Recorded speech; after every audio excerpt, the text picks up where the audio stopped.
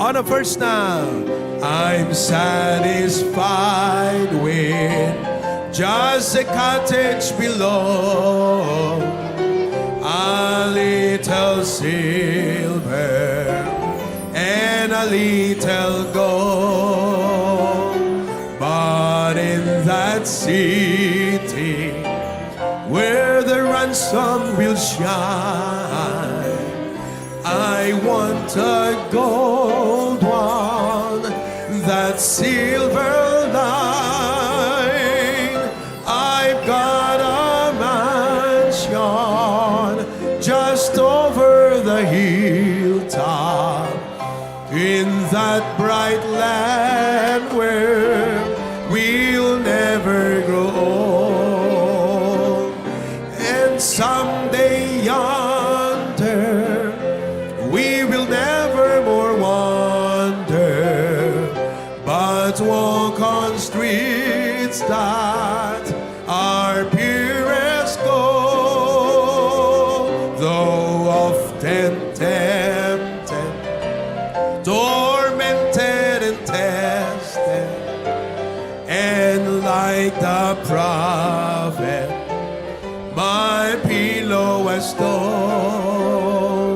And though I find here no permanent dwelling, I know He'll give me a mansion my own. I've got a mansion just over the hilltop, in that bright land where we'll never grow old. And someday yonder we will never more wander, but walk on streets that are, one more time on the chorus now. I've got a mansion just over the hilltop, in that bright land where we'll never grow old. And someday yonder we will never more wander, but walk on streets that are purest gold.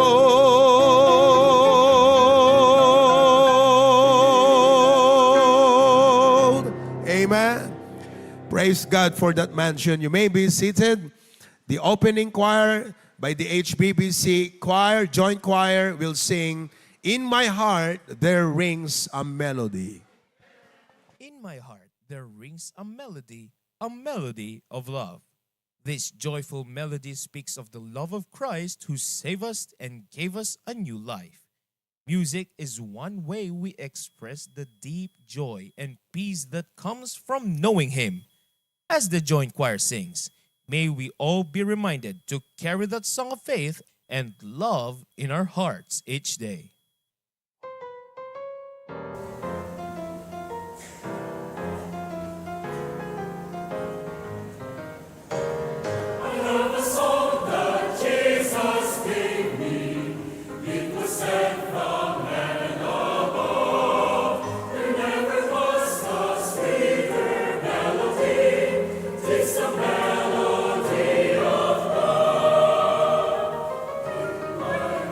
There is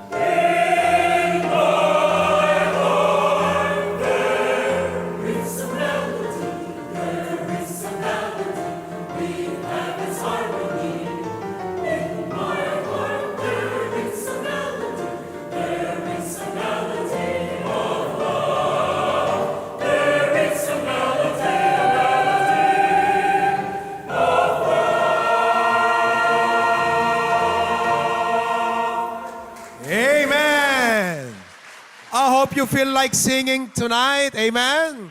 Let's all stand together and let us sing songs about salvation. Life now is sweet and my joy is complete. For I am saved, I'm saved, I'm saved. I found a friend who is all to me. His love is ever true. I love to tell how he lifted me and what his grace can do for you. Saved by his power divine, saved to new life sublime. Life now is sweet and my joy is, for I'm saved, saved, saved. Second, he saves me from every sin and harm, secures my soul. And I'm leaning strong on his mighty arm. I know he'll guide me all the way. Saved by his power divine, saved to new life sublime.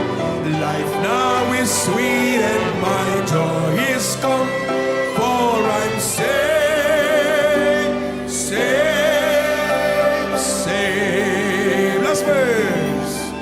When poor and needy and all alone, in love he sent to me.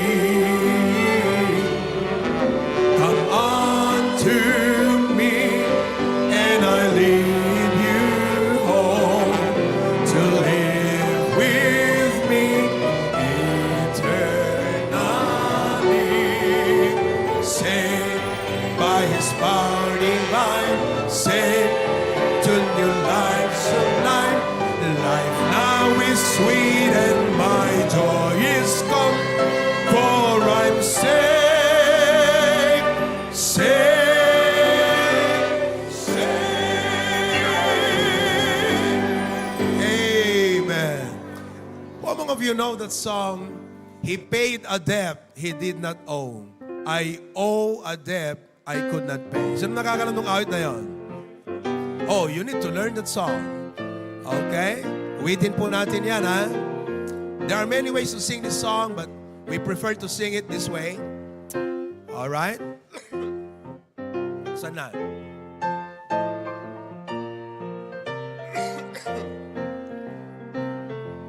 Okay? Tayo lang natin saglit.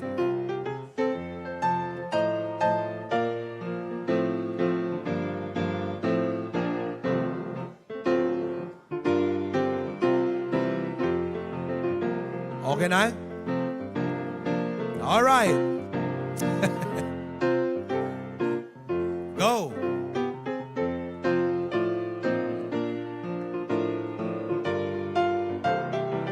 Wait mo din. Ha? Okay na ba na? Yun na. Okay, ready. He paid the debt he did not owe. I owe the debt I could not pay. I needed someone to wash my sins away. And now I sing a brand new song, Amazing Grace. Christ Jesus paid the debt that I could never pay. Wonderful song, di ba? Amen? Para sumasayo na yung iba sa inyo, kung ganun-ganun na eh. Okay? Second verse. Ready? He paid the debt on Calvary. He cleansed my soul. He set me free. I'm glad that Jesus did all my sins erase. I now can sing a brand new song, Amazing Grace.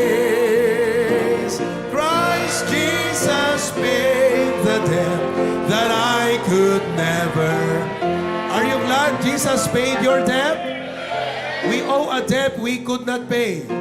He paid a debt he did not owe. That's your sin and my sin. Let's sing the third verse now. Ready?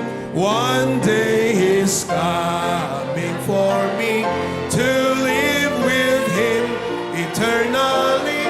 Won't it be glory to see Him on that day?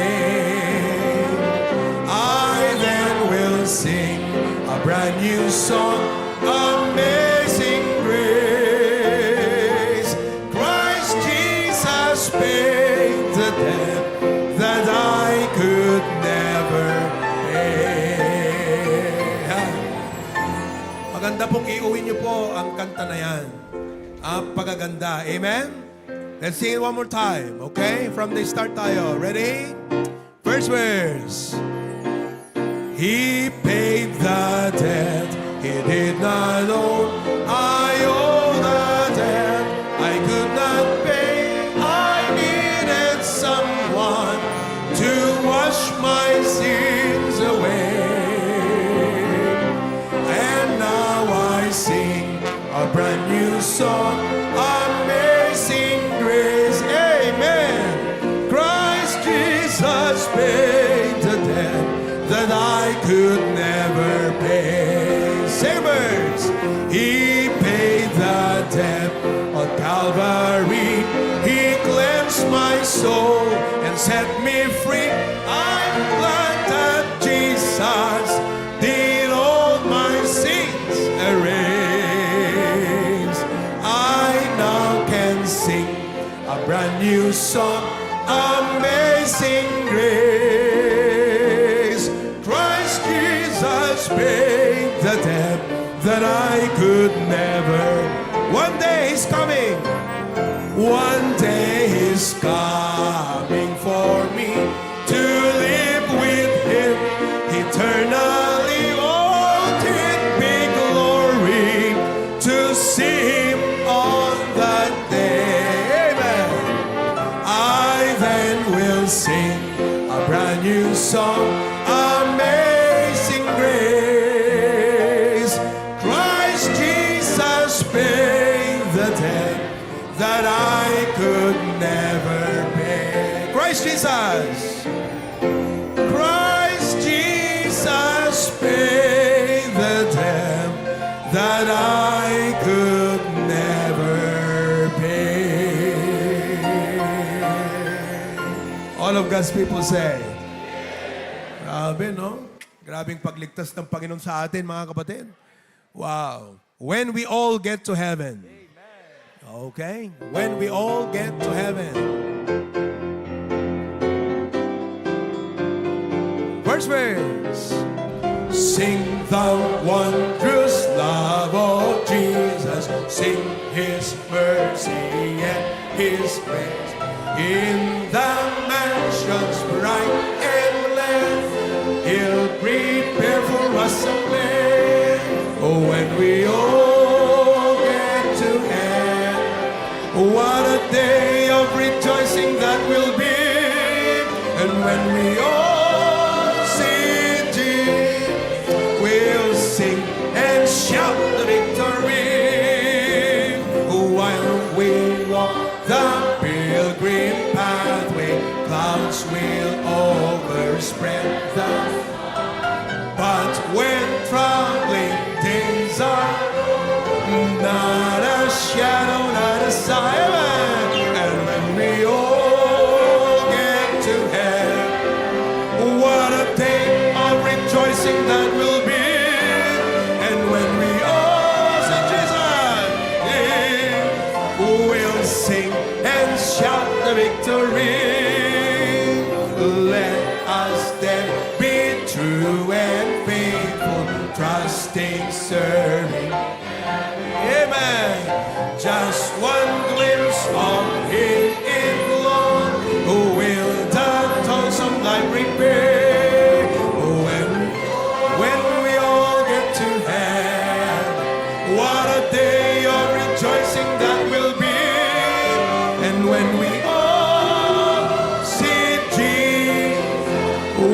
will sing and shout the victory. Woo! Praise the Lord. Lord, thank you so much. An anusam mi apo ti agbyag iti day ti rabaw ti daga. Ngamhan lang agan anos no di kat siraragsak sirerekta ngagserbi nga mangururay ti panangalam kada kami apo. Lord, help us not to look into the things of this world, but be affected by the things of heaven. Lord, tonight we commit to you this service. Salamat Panginoon sa inyong kabutihan sa amin. In Jesus' name we pray. Amen. Please be seated. Okay. Wow. You know, we are so blessed and we feel so encouraged as HBBC to see many pastors and churches tonight. Why? Because tonight is a prayer meeting to all churches. Tama? Pero salamat po na dito nyo na pinili na gawin ang inyong prayer meeting. Kaya HBBC, palakpakan natin ang ating mga bisita, mga pastor at mga delegates. Kagabi ay aking inacknowledge ang lahat ng ating mga pastors. Yung pong wala kagabi pero dumating na po ngayon from this morning until tonight, please stand so that we could recognize you. Yung mga bagong dating. Meron po ba tayong bagong dating? Amen. Pastor Darwin Dansalan. Okay. Pastor Olipas. Amen. From, ano dyan yung pastor? Diyan Cagayan? Gataran, Cagayan. Okay. Pastor Danny de la Cruz. Pastor Domingo Langbayan, Pastor J.R. Langbayan. Sino ba po? Okay, wala na. Thank you po. Do we have churches tonight? Maybe your pastor is not here, pero ngayon lang po kayo dumating. Churches, meron ba? May I know? Okay. Patayuin na lang natin siguro by province, no? Lahat nga po ng galing Tarlac, please stand. If you are from Tarlac. You came from Tarlac. Yun. Okay. Mukhang kumakain pa yata yung mga nasa galing Tarlac. Alright. From La Union. Pastors and churches from La Union. Okay. Praise the Lord. From Ilocos Sur. Ilocos Sur. Pastors, churches from Ilocos Sur. Oo. Kasama ang Vegan City. Okay, salamat po. Bumalik tayo sa Pangasinan. Yung mga galing po ng Pangasinan. Asan na sila? Amen. Okay. Pastors and churches from Abra. Abra. Alright. Katuwa po. And then pastors and churches from Ilocos Norte. Pakita tayo po. Alright. Tignan nyo pong maigi. Yan. Praise God. Thank you po. Pastors and churches from Cagayan. Including Tugigaraw. Amen. How about our pastors and churches from Apayao? Okay, yung mga galing Apayao. Kumakain pa siguro. From Kalinga. Mga churches po natin, pastor from Kalinga. Ayan, oh. The earliest delegates who arrive are from Kalinga. Dumating po sila nung Lunes ng gabi. Sino yung mga dumating nung Lunes ng gabi? Ayan, oh, pakitayo po sila. Ayan. Sabi ko, Pastor, saan kayo? Kalinga, Pastor. Oh, dumaan kami dito sa may Solsona, no? Apayao. Grabe, ha? Abra. Oo. Katingaan ti bambantay ti nagdala ng dagakabsat. Tapno lang makaumay. Okay? Thank God. Marami pong salamat. Pastors and churches from Isabela. Ayun. Amen. Thank you, thank you. Meron pa po bang hindi ko na-recognize na province? Of course, maliban sa ating mga guest speakers. Okay? Praise God for that. We welcome you at HBBC. Do we have folks downstairs? Meron ba tayong mga folks at brethren sa baba? Kasi may overflow na tayo, nag-overflow. Opo, wag po kayong mag-alala sapagkat ang ating snack pagkatapos ng service ay hamburger. Wow, pumalakpak naman kayo dyan. Hamburger yan, oh. Hamburger. Okay. Praise the Lord. Okay, thank you very much. Tumayo po tayong lahat and let us sing, There's a Welcome Here. There's a welcome here. Go around. There's a welcome here. Welcome. There's a Christian welcome here. There's a welcome here. There's a welcome. There's a Christian welcome. One more time. There's a welcome here. There's a welcome. There's a Christian welcome here. There's a welcome here. There's a welcome. There's a Christian welcome. One more time. There's a welcome here. There's a Christian welcome here. There's a welcome here. There's a welcome. There's a Christian welcome here. Praise the Lord. Okay. Awitin po natin yung Come on Home. Do you know that song? Amen? All right. Come on home.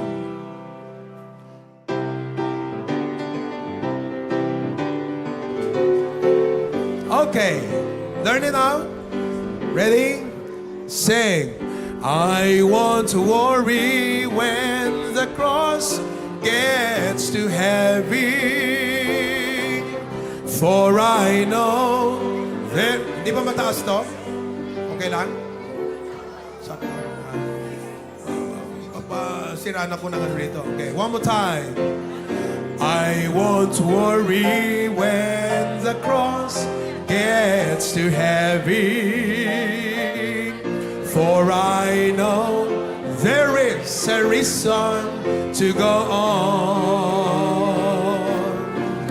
I can almost hear the angels as they sing around the throne, and I'm just waiting for the call to come on home. Amen. I'll not question all the ways that God would lead me, through the fire and through the waters, and sometimes through the storm. My eyes are fixed on heaven, and I'm ready now to go, and I'm just waiting for the call to come on home. Second verse. Jesus said He would prepare for us a mansion in that city where the streets are pure as gold. And I believe it's almost finished, 'cause I'm homesick now to go, and I'm just waiting for the call to come on home. Ready now. I'll not question all the ways that God would lead me. Amen. Through the fire and through the waters, and sometimes through the storm. My eyes are fixed on heaven, and I'm ready now to go, and I'm just waiting for the call to come on home. My eyes are fixed. My eyes are fixed on heaven, and I'm ready now to go, and I'm just just waiting. One more time. And I'm just waiting. One more. Oh Lord, I'm waiting for the call to come on home. Oh, how would you like if Christ would come tonight? Pambira, no? Praise God. You may be seated. Again, our HBBC choir will sing Made Me Free and be followed by the chorale Worthy is the Lamb at Kailan Pa. Jesus whispered, "Child, I bought you so I could set you free." This powerfully declares the freedom we now have through Christ. As the choir sings, "Made me free," may we remember we are no longer bound. We've been redeemed and made new.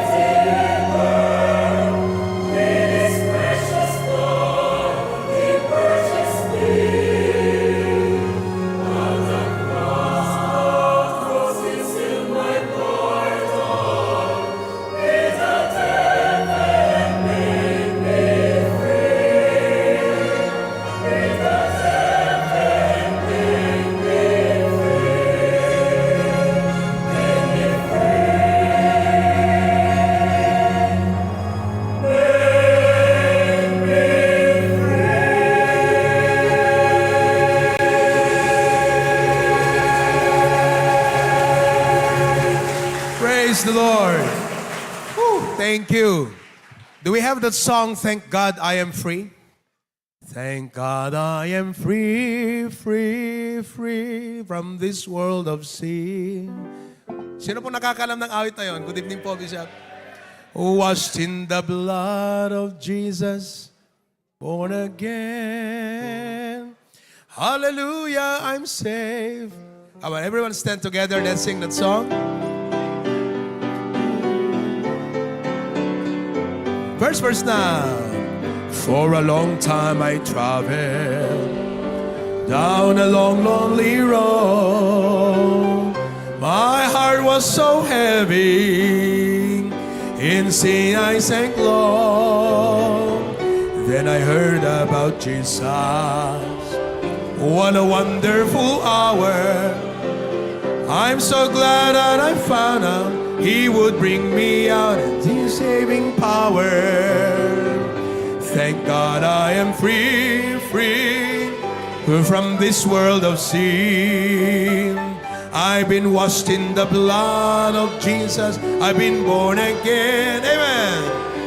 Hallelujah. I'm saved, saved, saved. Wonderful grace. I'm so glad that I found out He would bring me out and show me the way. Like a bird out of prison that's taken his flight.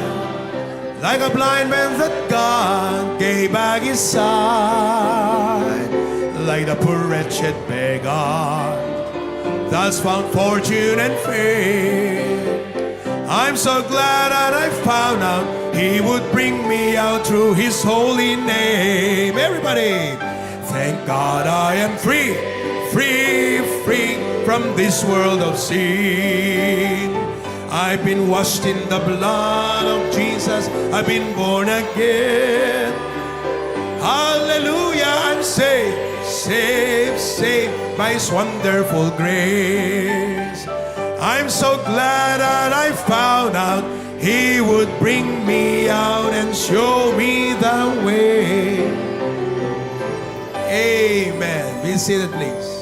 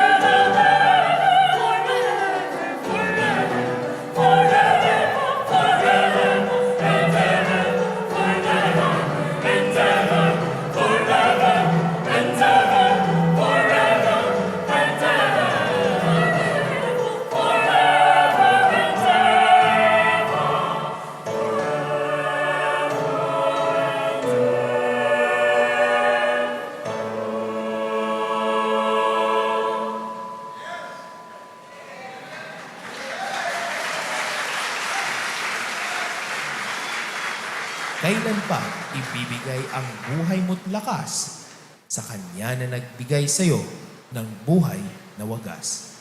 Hindi nagkulang ang Diyos, ibinigay niya ang lahat, pati ang Kanyang sariling buhay, para ikaw ay maligtas.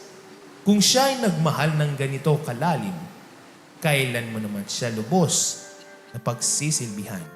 Kung hindi ngayon, kailan pa?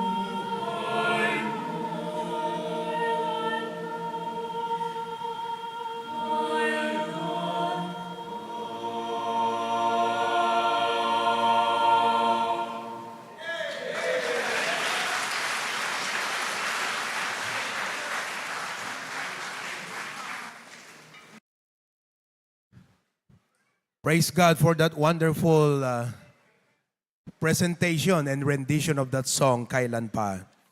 Ngayong gabi po, hayaan nyo na magbigay po ako ng appetizer sa inyo para sa ating main speaker ngayong gabi. And by the way, nagagalak po ako at natutuwa na nandito na po ang Bishop Freddy De Vega. Bishop, amen. Praise the Lord. Not only that he will be speaking sa ating conference, but he will also be our guest speaker this coming Sunday, as we will be celebrating the 43rd year anniversary of the HBBC Main Sanctuary. Alam niyo po, the Lord has used many people para ang gawain po dito sa Bacara ay maitanim, madiligan, at pagpalain ng Diyos. To such extent, the kind of ministry that we have as a stewardship today. Especially, of course, I remember Mrs. Langbayan. Asan na si Mrs. Langbayan? Ma'am Madeline Langbayan. Ma'am, please stand. Ayan. Oo. Isa po siya sa mga ginamit ng Panginoon na nagtanim ng binhi dito sa Bacara. She was a faithful Bible woman and she came to plant the seed. And we praise God. Later on, we praise God for our beloved patriarch, our beloved Pastor June. Has been pastoring in the ministry for 43 years now. To God be the glory for his life. Alam niyo po, I know many pastors and churches can testify that starting a church 4 decades ago was not only challenging, it was almost impossible. Ang hirap po nung araw. I was born in 1985. Lumaki ako sa town na ito, and it is a Catholic-dominated town. Mahirap po ang ministry. You know, Pastor June would go and he would experience resistance from religious people. Sabi nga nila, parang Vatican ito ng Ilocos Norte. And it's probably quite the same way with the towns where you are pastoring right now. But praise God for his dedication, for his calling, determination, yung kanyang vision. He was never deterred by the resistance. His heart was bigger than the resistance of the people. His heart was bigger than the problems and challenges of the ministry. Sabi niya nga, with 300 pesos support every month, this coming Sunday, we will be featuring how the Lord had taken the HBBC from its very humble beginning to where it is today. Not to make us complacent or be satisfied with what we have, but to be grateful to God for what He has done. And to point us to greater vision in the future. We praise the Lord. Alam nyo, hindi po madali. Kaya salamat sa Panginoon sa mga nauna sa atin. You know, I cannot help but in this message, not that I need to, but I should acknowledge all of those mga kapatid na nauna sa atin. We praise God for Pastor Amayon. He used to, you know, give this statement from the back of the Carabao to the back of the pulpit. Grabe, no? Pastor Amayon was a church planter. He was a builder of pastors and leaders. And praise God for what has happened in Ilocandia because of that one life. Kaya salamat sa Panginoon. I know He's now enjoying our Savior in heaven while we are enjoying the fruits of the labors that He had invested during the beginning of the Baptist witness here in Ilocos Norte. There could be other Baptist witness who came, which probably I have no time to discuss about tonight or share with you, but praise God for those na nauna sa atin.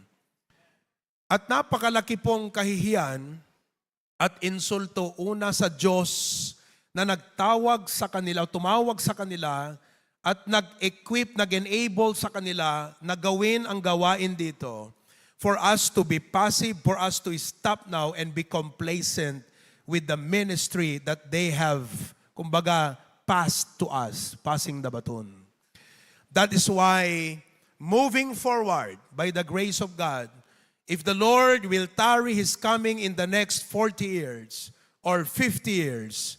I will be 90 years old by then, hopefully, if the Lord allows me to live.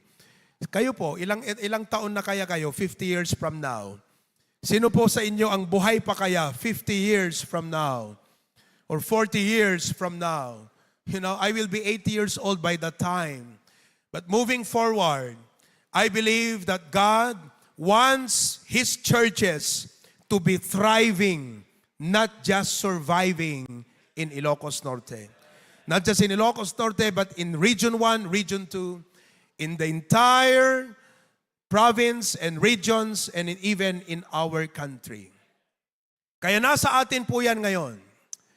Well, kung meron pong institusyon na dapat namamayagpag at nagtatribe or nararamdaman ang presensya, impact, and influence, it should be the church.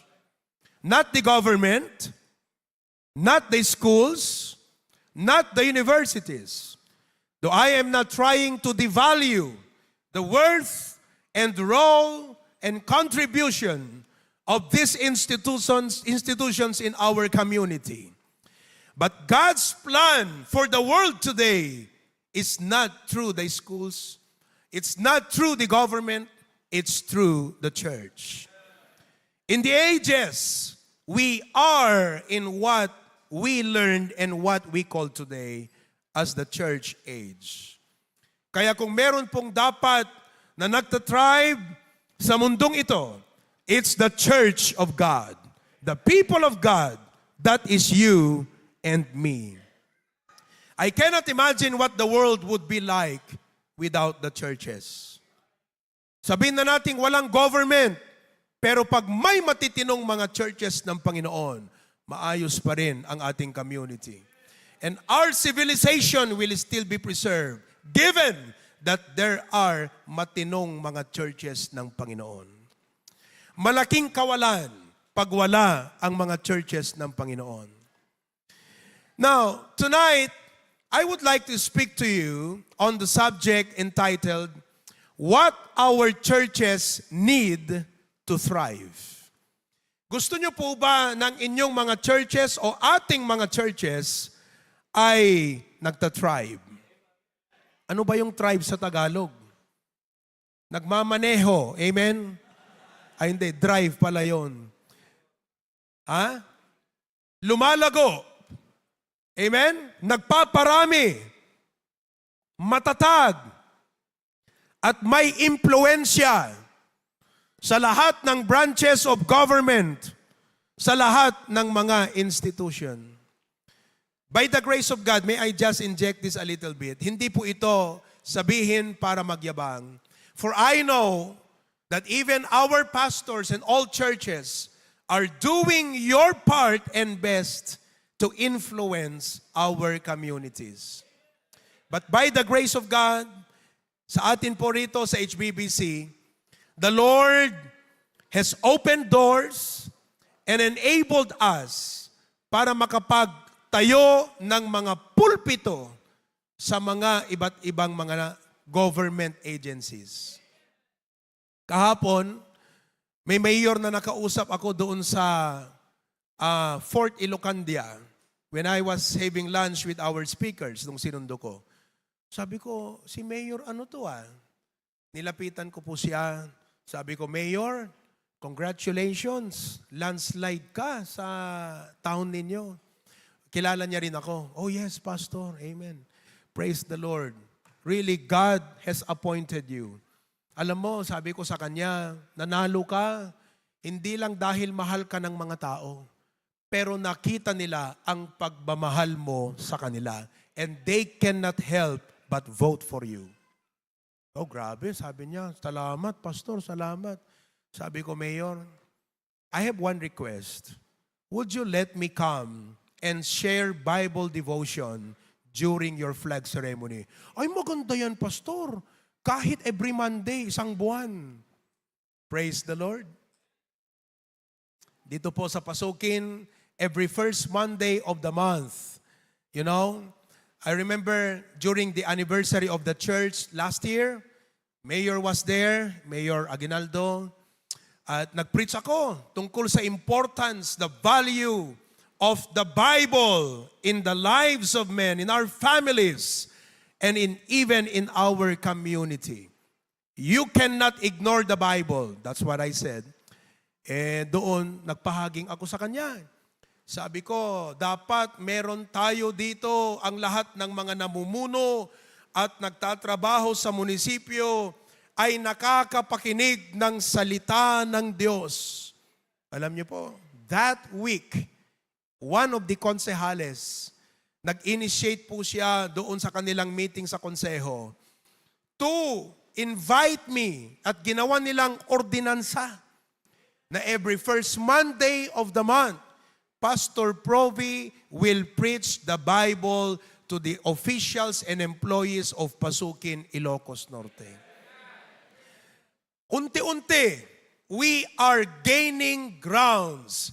Unti-unti, we could establish our platforms. And I do not do this for fame or popularity. Brethren, let's work together. God knows how intense my heart is. But unfortunately, there are many Christians who are too carnal and worldly and self-willed that they don't care about the great commission of the Lord Jesus Christ. That's the main thing today. Dito po sa City Hall, pinuntahan ko yan si Mayor Marcos Queon. Oo, sabi ko, Mayor, are you aware that there is a National Bible Day law? Sabi niya sa abogado niya, really?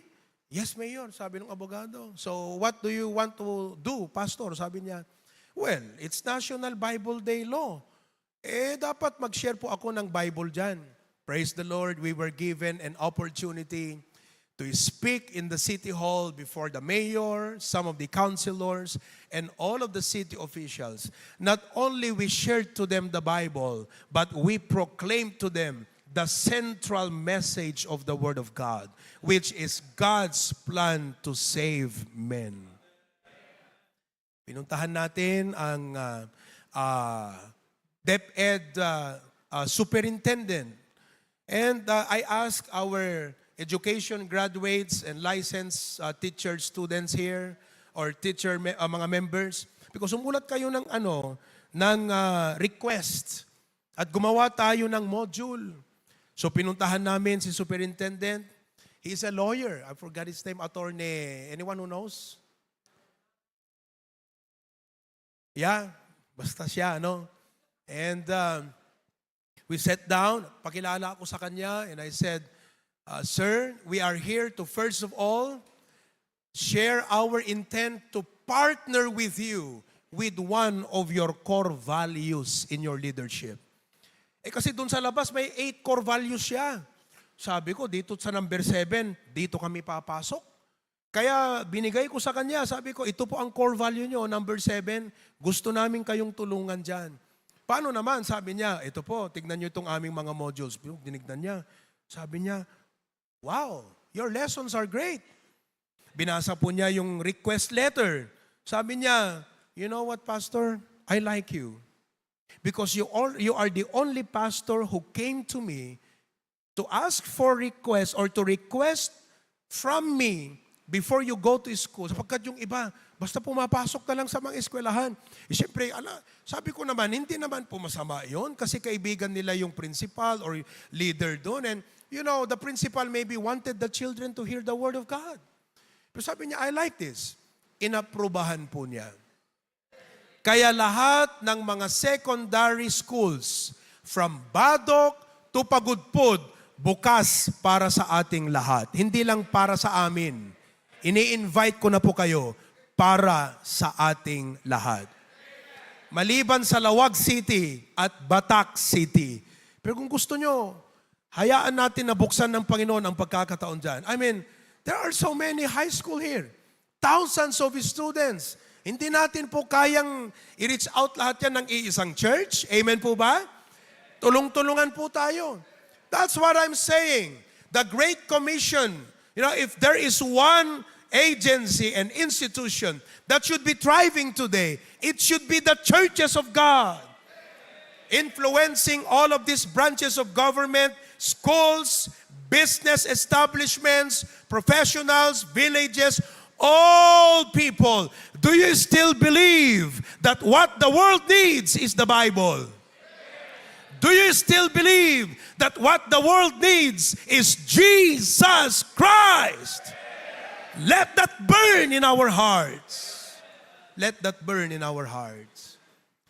But tonight, the question remains, what our churches need to thrive. Before I give to you the positive aspect of that title, dumako tayo sa negative part. Siguro iniisip natin, we think na pag marami na tayong pera, lalago na ang church natin. Who among of you tonight would believe, Pastor, pag marami na kaming pera, lalago na kami? Totoo kaya yon? Siguro sasabihin natin, pag meron na kaming malaking building, katulad dito, sigurado, lalago na kami. Siguro ay sasabihin natin, pag marami kaming members, ay siguradong lalago kami. But if we go back to the Bible, in the New Testament church, they didn't have a grand facility. They didn't have probably a lot of money. But these churches were thriving. And they were world-impacting. Ramdam ng mga komunidad. Ramdam ng mga tao. Hindi lang ang kanilang presensya, kundi ang kanilang mensahe at dalang layunin. Ramdam ng mga komunidad. That's why tonight, it is not a lot of money, not necessarily building, not necessarily facilities ang susi para lumago ang ating mga churches. So if not, what then? Tonight, there are 3 important reasons why our church or churches will grow. Kasali po tayo rito.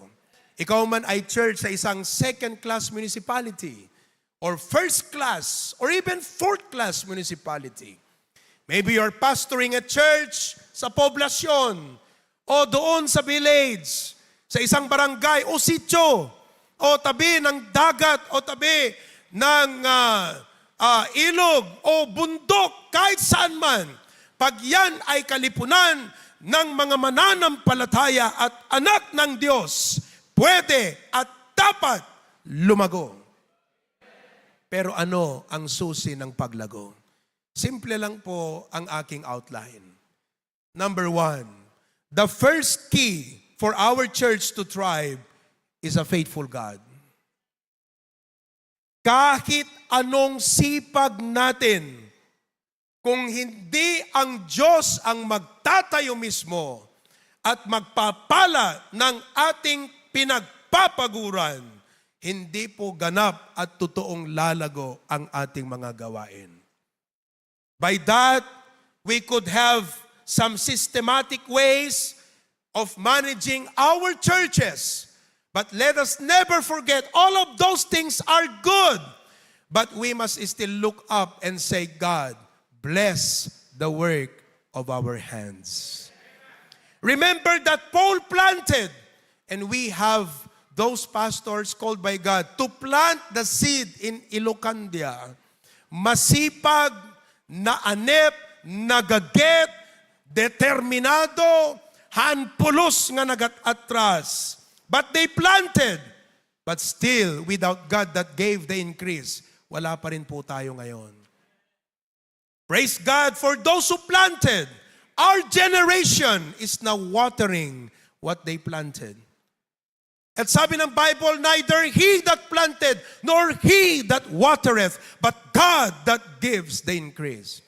While it is true that we need to give honor to whom honor is due, but above all else, it is God who built His churches. It is God who gave the increase. HBBC, huwag niyong kalilimutan, Hindi si Pastor June o si Pastor Provi ang nagtatayo ng church na ito. Ang Diyos. Ang Diyos. Tandaan niyo po yan. And thank you for your prayers. Kung kayo man ay nabibless sa aking preaching, hindi dahil sa galing ko yan, kundi dahil may Diyos na mapagpala. Pastoral ministry is probably one of the works where you can experience the most humbling experiences of leadership. Yet, God allows that to happen so that His grace will be manifest and only Him will take the glory and honor. Faithful God is the reason. Kaya wag niyo pong sabihin na hindi kayo pwedeng lumago. May Diyos tayo. Pastor, baryo lang kami, hindi kami pwedeng lumago. May Diyos tayo, Pastor. Mga members, may Diyos tayo. Gusto kong ipaalala sa inyo yan. Alam kong alam nyo, ang kailangan nyo ipaalala. Ang sabi ng Deuteronomy chapter 7 verse 9, know therefore that the Lord thy God, He is God. Look at the next.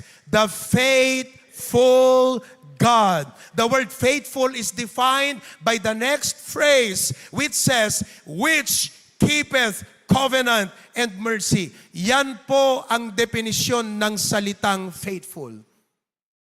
Faithful is an adjective that fitly describes the God that we serve. The word faithful means one who keeps covenant. Nung tinawag kanyang magpastor, ipinabaon niya sa iyo ang pangako. At siya, sabi niya, tutuparin ko yan. Tutuparin ko yan. Kaya fellow pastors, lalago ang church natin. Pwedeng lumago sapagkat ang Diyos pagpapalain tayo. In Christ, His promises are yea. Thank God, we serve a faithful God. Kaya sa panahon na tayo po ay nahihirapan, nadidiscourage sa ating mga ministries, na parang wala tayong nakikitang bunga, huwag ka kasi doon nakatingin. Tingin ka lang sa Kanya.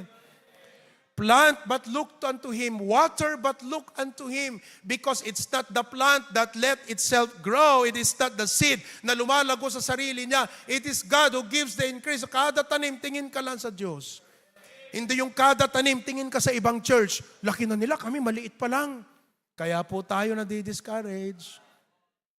Kaya po tayo nasasaktan.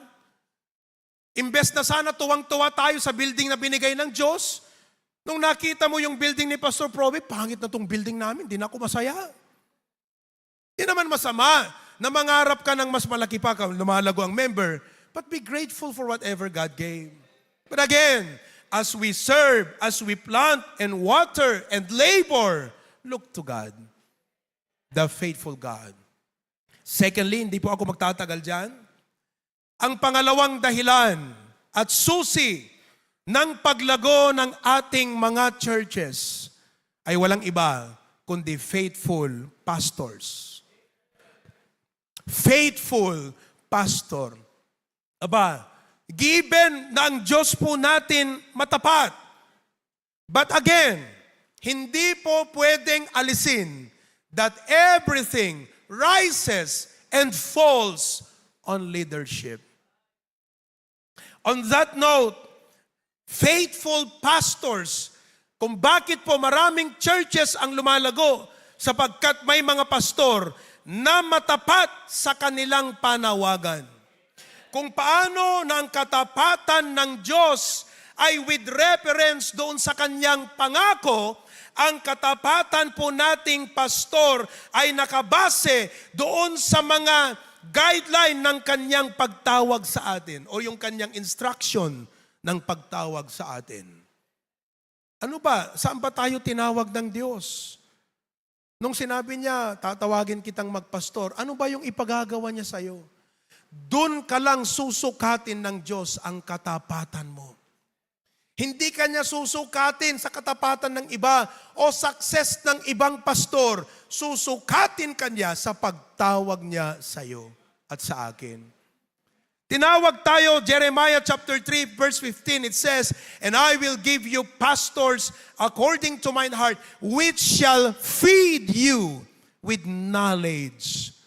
and understanding. Kung bakit po lalago ang ating mga churches? Dahil may mga pastor na masipag mag-aral, na may pagnanais lumago sa kaalaman at pangunawa alang-alang sa kanilang pagtuturo sa mga tupa o mga anak ng Diyos. Kaya po yung aking in-emphasize kagabi, sometimes we pastors want our church to grow, but we are not growing. What right do we have to expect our people to grow if we are not growing? Let their growth be an ambunan, na ambunan lang sila ng ating paglago. Kumbaga, mairanrano dagiti members tayo, day jay panagduras ti kabibiyag tayo. Jay panag-improve ti panunot tayo. Panag-improve iti leadership tayo. Panagdakkel ti panagayat tayo. Kan panagduras iti pampanunot tayo. As we grow, our churches are benefited by our growth. Kaya ang isang bagay siguro na pwede nating iuwi from this conference is, I will not expect my church to grow if I do not expect myself to grow. We feed with knowledge. Amuyo members, no apay nga, permi nga aggrow dagiti churches, kasi adu dagiti pastor nga naanap ken nagaget, nga mangikalikagom ti panag-improve ti spiritual life mo. Ang pastor na matapat ay hindi lang po masaya that you come and attend. Masaya siya when you come and serve. Kaya kung bubuksan mo ang isipan ng mga pastors ninyo, alam mo ang laman yan? Goals. Ikalkalikagom na ti panag-groom. Ikalikagom na ti panag-mature ti spiritual life mo. Kasi kami man, pastor, reasonably, logically, and sensibly, ayaw, nagsimula kang immature. Ayaw namin na 10 years, immature ka pa rin. Gusto namin, in a year time, matured ka na. Pwede ka nang makatulong. Kaya bilang mga pastor, we stick to that. Our main duty is to feed. That's why we use all avenues. Pulpit man, discipleship man, visitation, Bible study, training, mentoring, fellowshipping, hindi maaalis na laging meron kaming inilalabas na mga biblical wisdom and principle. Madalas pagkausap ko ang mga members, alam niyo po, every Sunday, I would preach the first service, I would preach on the second service. That's 2 preachings. And I do not just preach para may preach. Every preaching is always objective. Pag meron po akong ipinangaral, yan po'y preparasyon dun sa gusto kong gawin para sa kanila. I'm not just preaching to hit a point. I am preaching to get them to another level. And my preaching is preparing them for another level. To another level, to another level. I mean, halimbawa, ba't ka mag-soul win? Para lang ma-save yung tao? Hindi. Para may ma-disciple ka. Pag yan ang mindset mo, iso-soul win ko to para i-disciple ko. Hindi ko iso-soul win ito para ma-save lang. Tama naman yon. Pero kung i-soul win mo para ma-save lang, kaya ang daming churches, soul winning, pero walang nagre-remain at walang nagmamature. That's why dito sa HBBC, we do not only emphasize soul winning, we emphasize discipleship. Because we want you to grow. Amen po ba? But Monday, Sunday, 2 beses po. At pagkatapos ng service sa umaga, by the way, baka isa po tayo sa mga pinakamaagang natatapos ang service pag linggo. Dati 10:00, tapos na kami. Biro po ba naman, 5:00, nandito na yung mga nagkukwire. O di 10:00, tapos na kami. Ngayon, 11:00 na po kami natatapos. I learned something from Pastor BMA. One time, si Ma'am Pepat, sabi niya, alam mo, nung nagsisimula ang Santa Ana, ayan, si Pastor, nag-aambata ng mga family na kumain dun sa bahay. Sabi ko, good idea yun. Usap kami ng misis ko. And God gave us that house, not for us only, but for the ministry. Kaya pagkatapos po ng service ng umaga ng linggo, sa dami ng mga members ng HBBC at sa laki ng goal ng pastor na ito na lahat individually by family ay dapat lumago at walang left out. Sabi ko, hindi ko na kayo mabisitahan lahat. Pero hindi dahilan ng malaking gawain ay hindi ka lalago. Sabi ko, ganito na lang. Mag-schedule ako, families by families, to come and have lunch with us in the Bishop Residence. Kaya after po ng service ng umaga, 2, 3, 4 na pamilya kakain doon. Sabi ko, kasi ito ang katwiran ko dyan. Pagkatapos ng service, pag uwi nyo sa bahay nyo, kakain din kayo. Dalhin nyo na rito para mag-fellowship na rin tayo. Pastors, it's very effective. Kaya pag lunch ng Sunday, nandun kami. Pagod na ako, pero intense pa rin. Sapagkat ito na yung chance na matupad ko yung tungkulin ko bilang pastor sa kanila. Kaya yan, kain kami, fellowship kami, kinukumusta ko ang negosyo, trabaho, pag-aaral, pamilya, mga anak, mga magulang, anong goals nyo, anong plano nyo. At as a pastor, hindi ko po pinagkakait ang aking pagkakataon na maministeryohan sila. After namin kumain, isa-isa, magbigay ng giving of thanks at prayer request. Bawat isa, bigay ng prayer request. Prayerful ako, Lord, how can I help? How can I help? How can I help? How can I help? How can I be a blessing? How can this person grow more? Lord, ano kaya ang dapat mong gawin sa... Paano pa, Lord? Yun ang prayer ko. And praise the Lord. What a wonderful results. You know, churches thrive because of pastors who feed with knowledge and understanding. Praise God for that. Amen? 1 Timothy chapter 4 verse 12, and we'll get to that in a while. But third and last na po. Amen? Pero ang last na to ay meron pa pong 5 subpoints. Huwag po kayo mag-alala, I would like to listen more from our speaker tonight. Appetizer lang po ito. Appetizer lang. If the church will thrive because of faithful God. Pangalawa, faithful pastors who feed and guard. Alam niyo yung guard, right? Bantay sarado kami sa inyo.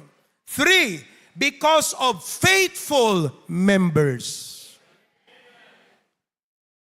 Kung bakit maraming churches ay malakas, matatag, mabilis umunsad, ito'y hindi dahil sa mga backslider na miyembro. Ito'y hindi dahil sa mga karnal na mga miyembro. Sa tingin nyo ba, lumalago ang church dahil mayayabang ang mga miyembro? Lumalago ang church dahil tamad ang mga miyembro? Pushmatic? Pinupush mo na ayaw pa rin gumalaw ang team song, I Shall Not Be Moved? Lumalago ang church dahil doon?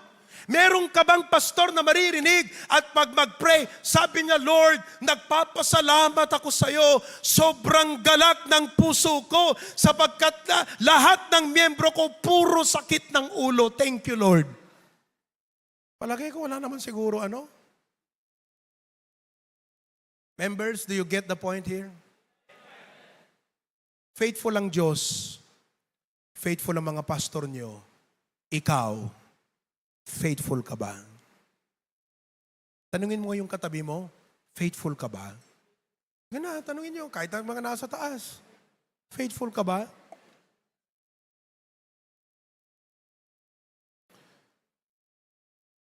Ang sabi ng 2 Timothy chapter 2 verse 2, and the things that thou hast heard of me among many witnesses, commit thou to faithful men.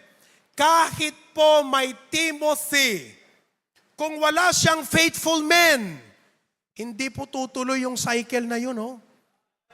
Yung faithful men ang missing link sa mga churches. We might call them the key people. We can call them the coordinators. Sometimes we call them the trusted people. And I pray that there are not only few trusted men, but all can be trusted in the church. From children to young people to adults, may it be tonight you would say, God, thank you, you are faithful. Ngayon ko na-appreciate ang pastor namin nakakahiya sa iyo, Lord, na unfaithful akong miyembro sa aming church. Madali pong humanap ng mga talented. Madali pong humanap ng mga matatalino. Madaling humanap ng mga magaling magsalita. Madaling humanap ng mga gwapo. Katulad ng mga pastor dito. Madaling humanap ng mayaman. Pero alam niyo ang mahinap hanapin? Yung faithful. Ang sabi ng Bible sa Proverbs chapter 20 verse 6, most men will proclaim everyone his own goodness, but a talented man who can find. Yun po nakalagay? A gifted man who can find. A rich man who can find. If there is one aim you need to have, it's not how to become rich. It's not how to become talented. It is how to become faithful. Mga members, yan ang dapat niyong i-aim na pag-aralan. Paano ba maging matapat na miyembro sa church?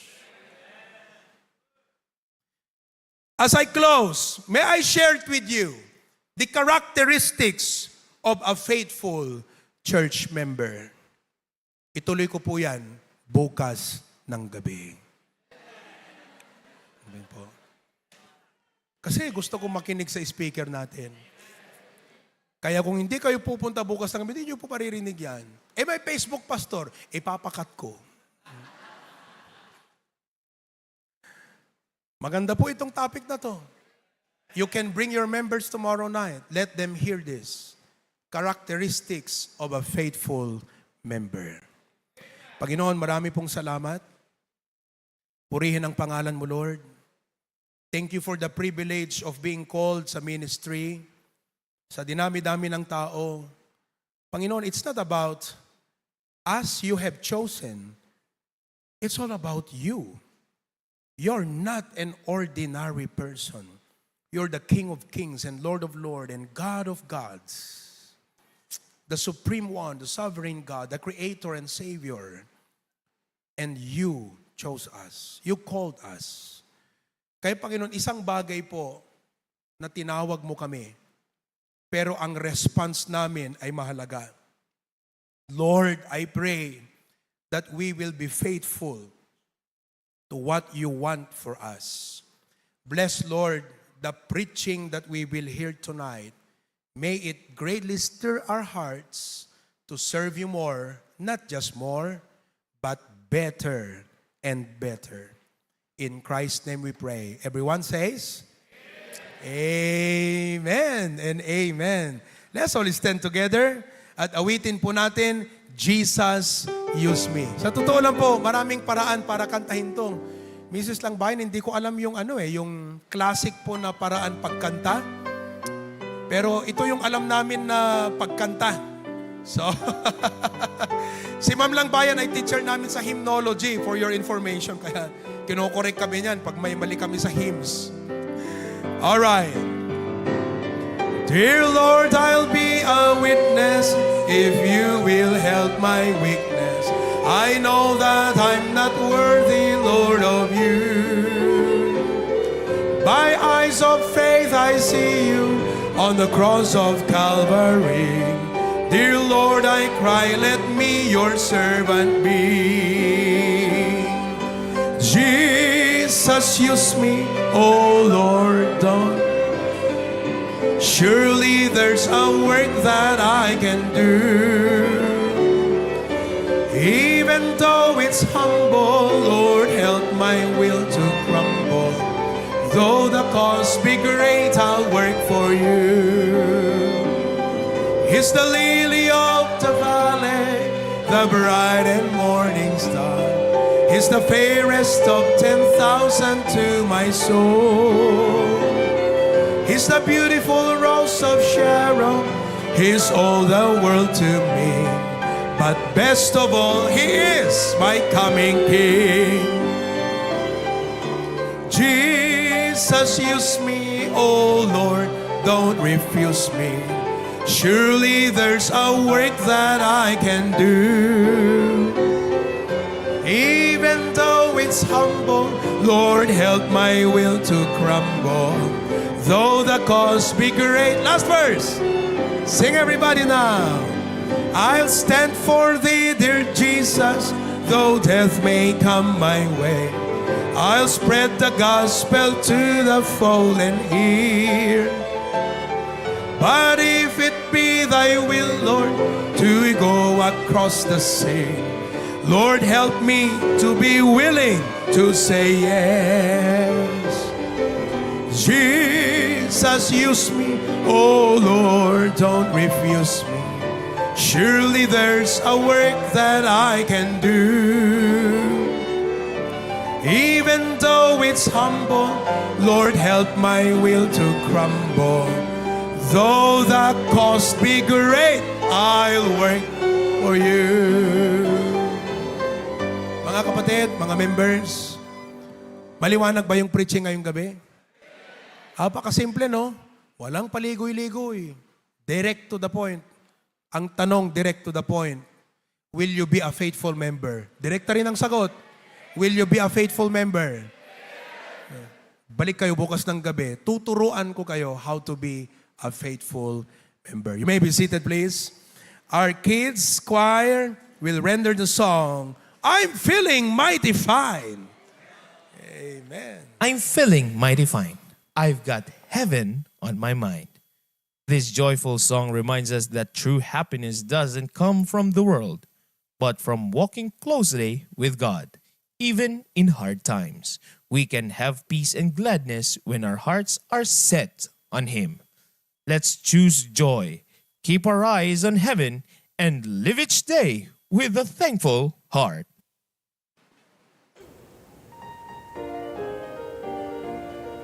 Well, I woke up this morning feeling fine.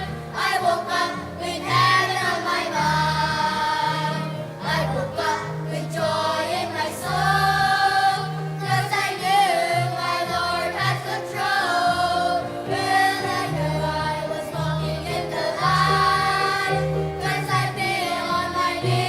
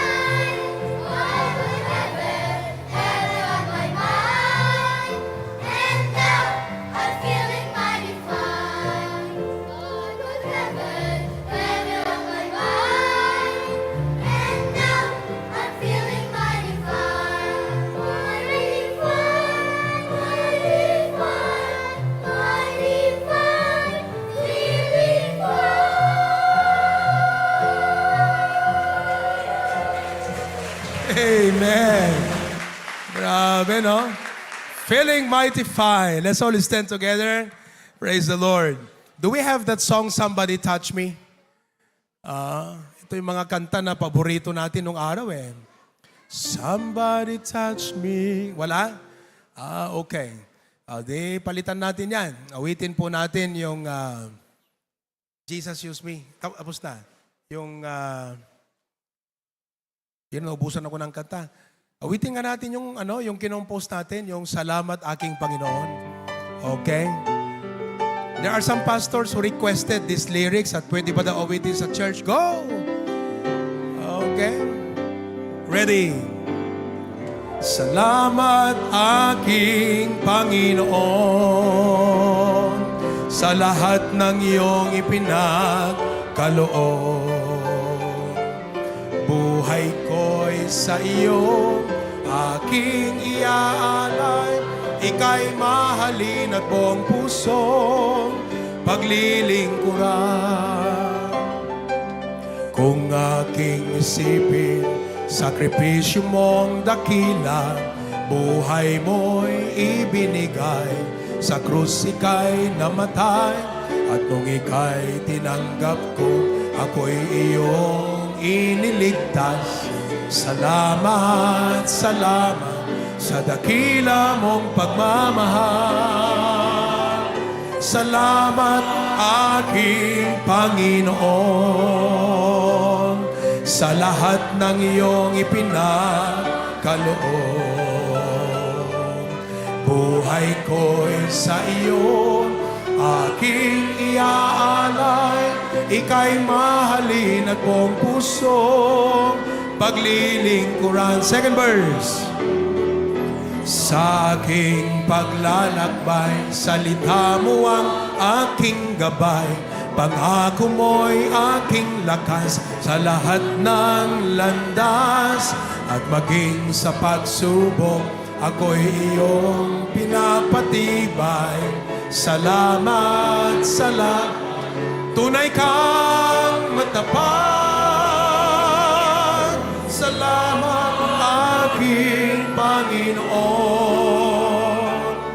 sa lahat ng iyong ipinagkaloob.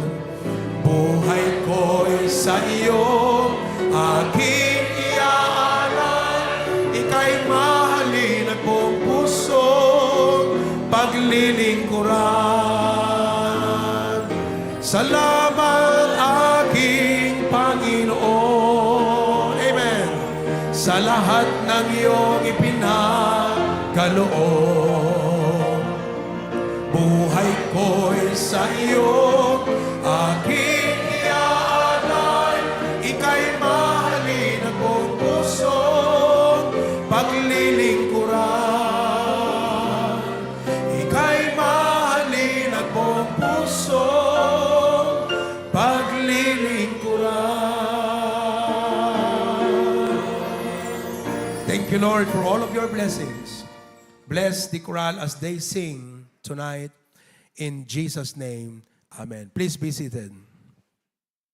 How can we truly express our thanks to the one who gave everything for us? This offering of praise reminds us that every breath, every blessing is by His grace alone. But gratitude doesn't end in words. It must be seen in how we live and love like Christ. Let us open our hearts as the choral sings My Tribute, and You Are the Light.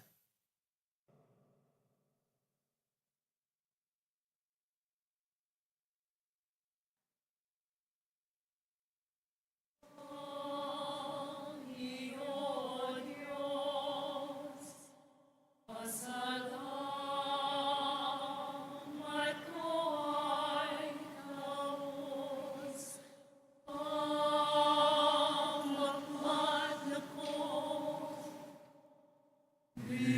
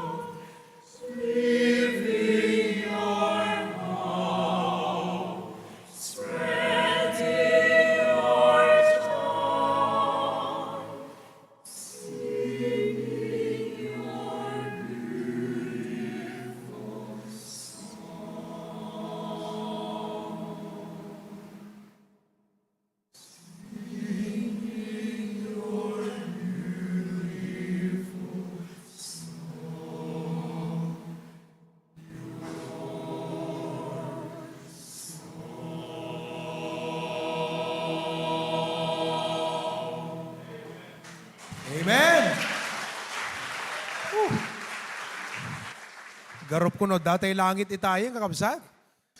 No, ikidem ko ti matakot kasla dak langit eh. Praise the Lord. Thank you, HBBC Choral. I'd like also to recognize those na nasa baba. Can you show a video of the crowd downstairs? Tignan nga natin. Okay. Kaway kayo dyan. Kaway-kaway ng kamay. Yon. All right. You know, our total attendance, this is an actual head count tonight, is 677. Opo. Nag-order po kami ng hamburger, 500 lang. Kaya dalhin nyo po para hatiin natin yan mamaya. No? Para hating kapatid. Pero I would like us to ask, tayong HBBC, nag-dinner naman na yata yung iba kanina, no? So, paunahin na natin yung mga delegates at mga pastors mamaya, ha? Para sa hamburger. Okay? Marami pong salamat. Our speaker tonight came to know the Lord Jesus Christ as his personal Savior on September 7, 1984. Hindi pa ako pinapanganak noon. Just 5 years later, on November 12, 1989, the Lord called him into the pastoral ministry. A divine calling he embraced with wholehearted obedience and unwavering faith. Now, 36 years into his God-given calling, he serves as the senior pastor of both the Living Water Baptist Churches. Marami po yan. To which I had the privilege to speak one time during the Family Sunday. And Victory Fundamental Baptist Church and Missions. Marami rin po yan. He is also the bishop and leader of the Maranatha International Baptist and Fellowshipping Churches, a network of ministries he continues to nurture and expand through his tireless church planting efforts both locally and abroad.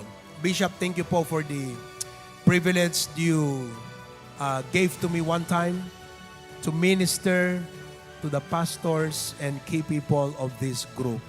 Alam niyo po, ito yung isang conference na napuntahan ko, kakaiba ang yung high, parang nakadroga ba? Yung kakaiba po yung ramdam mo na spirit. You know? And I had the privilege, binigyan niya po ako ng chance na makapag-minister sa mga pastors. It's just one day. Isipin niyo po, mariki na yun, may galing La Union pa para lang mag-attend sa mentoring na yun. Ibang klase. I think the attendance that time was not less than 500. That's pastors and key people of the church. Okay? No, pastors and preachers lang, kasama yung wives.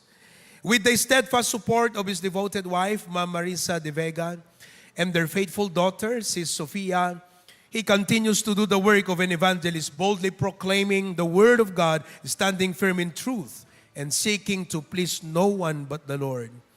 His life and ministry are a testimony of what God can do through a surrendered vessel.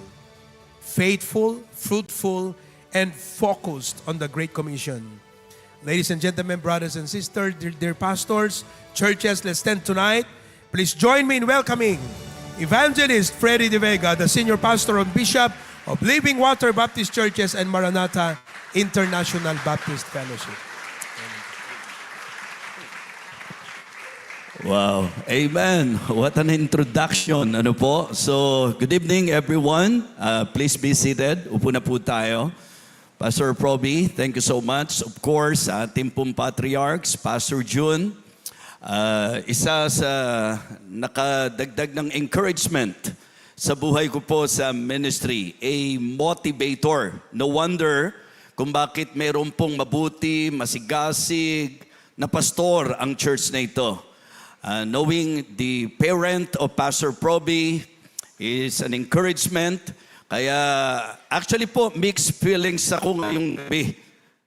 It is for me a humbling, di ba, experience, and at the same time, overwhelming.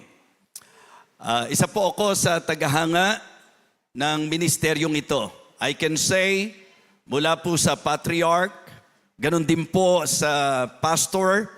Actually, yung lesson natin kagabi, for me, ito po ay totoong-totoo sa buhay ng ministering ito. We can say that in this ministry, oh, what a faithful God. Amen? What a faithful God. What a faithful pastor.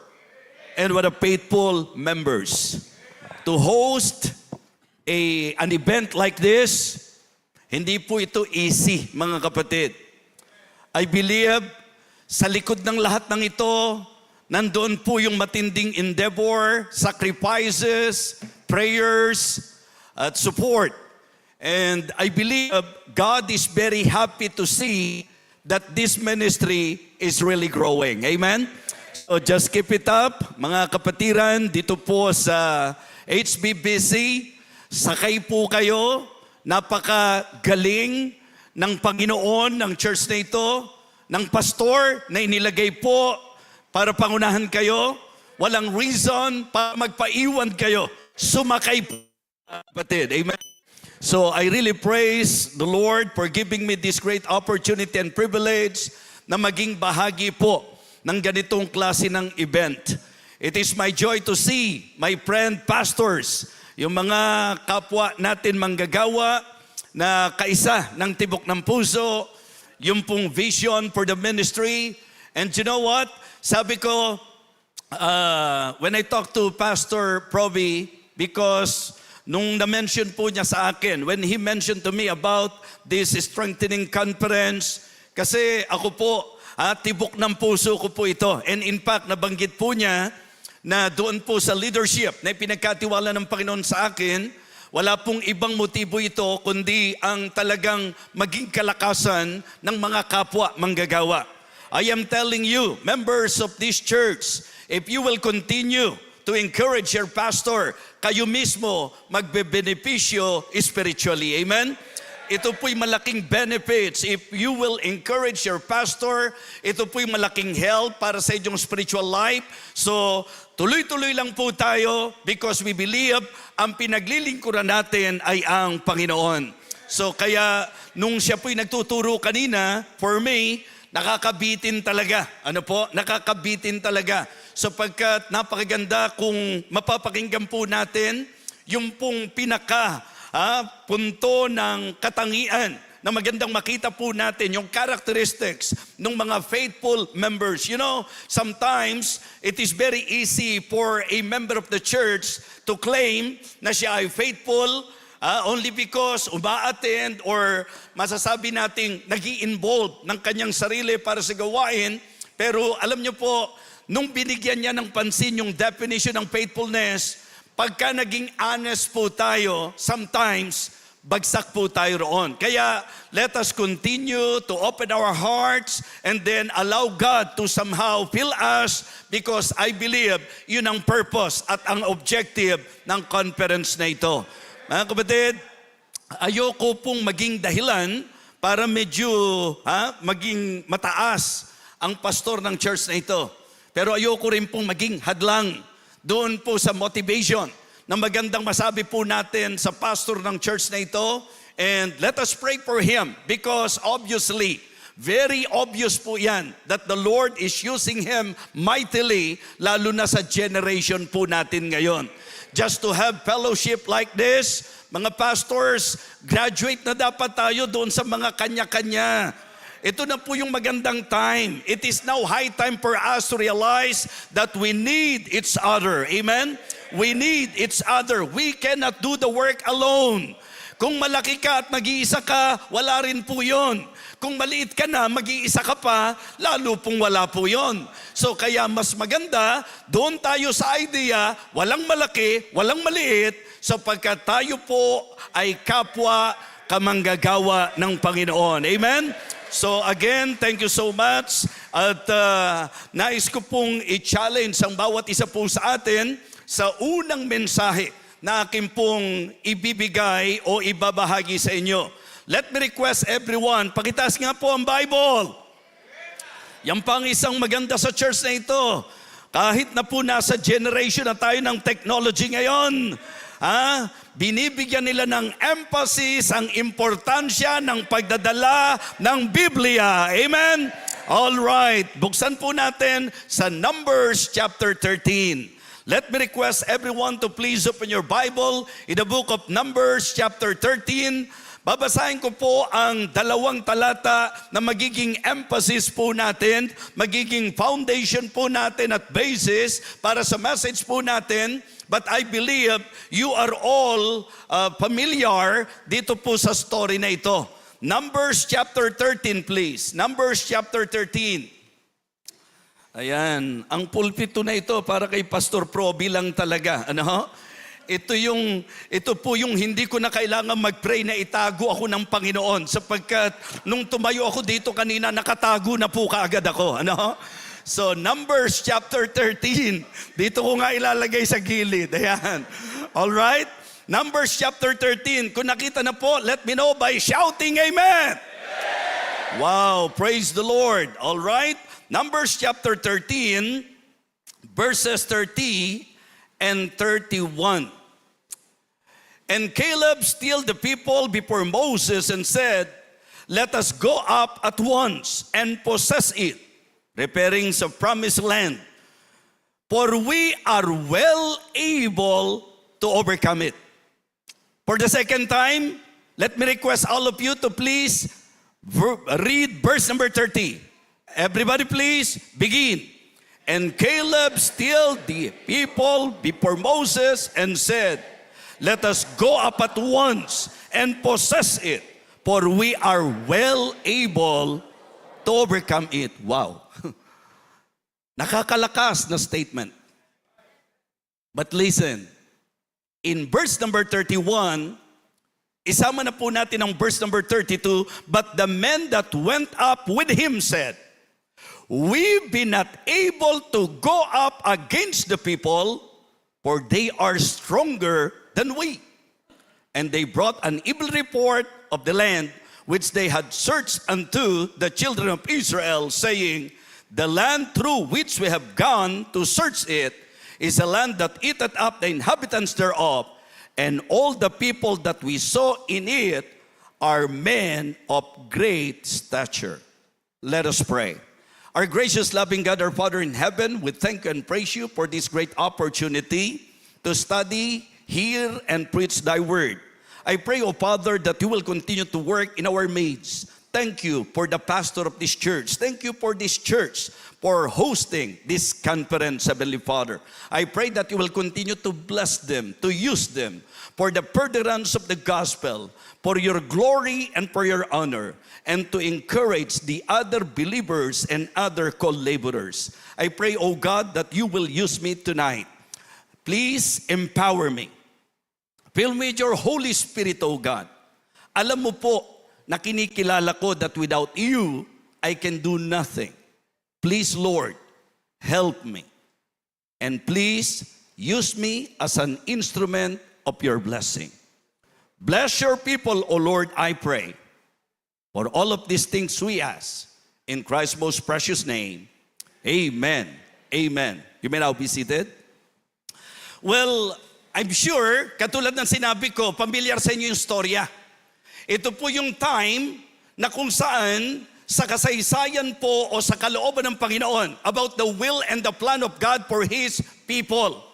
Sila po hindi lang gusto ng Panginoon na makalaya doon po sa pagkaalipin sa Egypt. Ang will ng Panginoon sa kanila ay makarating sila doon sa promised land. The will of God for His people is to cross, to conquer, and to claim the promised land. Yun po ang malinaw na malinaw sa Bible. At dahil dito, ang Panginoon po, ayon sa kanyang leading kay Moses, siya po ay pumili ng 12 lalaki. So kaya makikita natin in this story, para po tiktikan yung land, gumamit po ng 12 lalaki. Malinaw po yan sa unang mga verses po natin. Sa unang mga talata ng Numbers chapter 13. At tatawagin natin sila the chosen 12. The chosen 12. And we can say na sila po ay privileged. sila po ay napaka-privileged na pinili para sa specific task. You know, po pwede nating isipin na sa mga ministries na meron po tayo, napakalaking privilege na tayo po ay pinili ng Panginoon. Amen? Maaari pong may mga ilan na may kakayahan, but the point is that what a blessing, what a privilege na tayo po ang pinili ng Panginoon. And we need to be thankful. We should be thankful to God. Every opportunity that God has given you, mga kapatid, mas maganda po na ang puso natin hindi nagmamalaki, kundi nagpapasalamat. So we can say na meron pong chosen 12 na masasabi nating privilege. At dito po sa chosen 12 na ito, if you will study and if you will read the text, the passage, makikita nyo po na nahati ito sa dalawa. Yung chosen 12 ay nahati doon sa coward 10 at saka doon sa courageous 2. Okay? Yung coward 10, sila po yung mga pessimist. Yung mga negatibo ang laging takbo ng isip. Yung negatibo ang nakikita. Yun po yung mga coward 10. Alam nyo po, napakagandang matuto tayo doon sa courageous 2. Sila po yung positive. Sila po yung dalawa na naging positibo sa kabila po ng merong 10 na kung saan negatibo doon sa kanilang dinalang report. Now the reason why the Lord gave me this message, because when I realized that the purpose of the conference is strengthening, sabi ko maganda. Kasi kung titingnan nyo po ang larawan ng ministry, po pwede po nating ilarawan dito po sa ating message na ito. Sa ministry, ang laking privilege na ikaw ay pinili ng Panginoon sa isang specific task, kung yan man ay music, kung yan man ay ushering, whatever ministry, what a blessing, what a great privilege na ikaw ay pinili ng Panginoon. Amen? Pero alam niyo po, yung attitude natin may kinalaman. Kung paano po tayo magre-respond, ito po ay may kinalaman sa magiging effect at outcome. Kaya nga sabi ko po, siguro dahil nandito naman tayo sa church na ito, and I believe you will all agree with me that the hand of God is very obvious in this ministry, pero hindi po sila exempted. Naniniwala po ako mga kapatid na dito po sa ating pag-aaralan, hindi po exempted ang church na ito. It is just they considered na mas piliin po yung tama. Amen? Now sa ministry na kinalalagyan natin, yun po talaga ang realidad. Meron pong mga binigyan ng pribilehiyo, pero meron pong masasabi natin katulad ng coward 10 at meron namang courageous 2. May mga pessimist at may mga positibo. So, it is good to somehow learn from this story. At alam nyo, ang title na inilagay ko po sa message na ito, Why Sometimes We Think We Cannot. Kasi kung pag-aaralan natin, mga kapatid, definite that the plan of God, that the will of God for His people is to be blessed. Amen? Yun po ang kalooban ng Panginoon. Wala na pong question doon. Malinaw na ang ganda po ng masasabi nating plano ng Panginoon.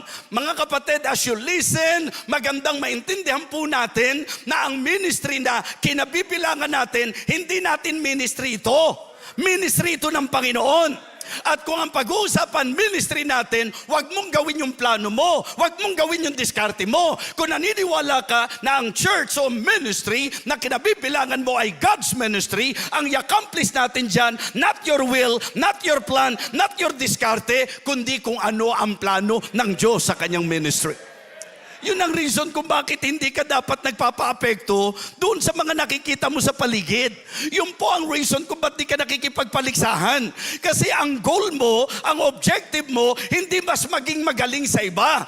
Ang pinaka-objective natin, ang pinaka-goal natin is to accomplish the will of God in the ministry He entrusted to us. Amen? Yun ang pinaka-purpose natin. Ang objective natin, hindi yung sumikat tayo, hindi yung maging magaling tayo sa paningin ng kung sino-sino. Hangaan tayo, bagamat walang masama na tayo po ay humanga. Pero ang point ko po mga kapatid, make sure na hindi ka nawawala doon sa pinaka dapat sana sentro ng takbo ng isip mo. Ito po ay ang maganap ang kalooban ng Diyos sa ministry na ipinagkatiwala niya sa atin. Mga kapatid, mga minamahal, dito po sa ating binasa, malinaw sa verse number 30, na ang sabi po ni Caleb, we are well able to overcome it. Pero pagdating ng verse number 31, sabi po, nung 10, hindi natin kaya. Kaya doon po ako naging curious. Sabi ko, magandang topic ito. Magandang lesson ito. Magandang message ito. Kasi mga kapatid, kung tayo po ay nandoon sa punto na gawain ng Diyos ito at definite in your heart and in your mind na dahil ito po ay gawain ng Panginoon, yung kanyang kalooban, yung kanyang plano ang dapat maganap. And I believe you will all agree with me that if we will consider the plan of God for the ministry, ang plano ng Diyos sa ministry may marating. Amen? Hindi mo po pwedeng ilagay sa isip mo na talagang kaya nasisira ang ministry. Ito naman talaga gusto ng Diyos eh. Kaya walang nangyayari sa ministry. Ito naman talaga ang gusto ng Diyos. Definite po yan mga kapatid. Tandaan nyo po ito. Ang pinaka magandang makita po natin sa usapang Moses at Joshua. Itong ang church na ito, ang ganda pong combination. Buhay pa ang Moses, gumagana na ang Joshua. Buhay pa ang Moses, nagkakatulungan na sila ng Joshua. May Moses na ginamit ang Panginoon para palayain po sila sa pagkaalipin. At may Joshua na ginamit ang Panginoon para ihatid sila sa promised land. Mga kapatid, yung mentality na natutunan po namin sa ministry, kapag ka po may nagpasimula, hindi po yung pagka ikaw na humawak, wala na sa eksena yung nagsimula. Mga kapatid, hindi tayo nagpapalitan sa ministry. Itinutuloy natin. Mga kapatid, ang good thing about the patriarch of this church, about Pastor June, buhay pa siya, nakikita na niya yung direksyon, yung legacy, nararamdaman niya, and I believe malaking encouragement, malaking blessing para sa kanya na nakita niya na yung pinaglagyan at pinaghirapan po niyang ministeryo sa kalooban ng Panginoon, hindi ito basta nawawala, kundi nagpapatuloy. Ang sarap isipin na hindi po nai-insecure ang Moses doon po sa iniya-accomplish ng Panginoon kay Joshua. Through Joshua.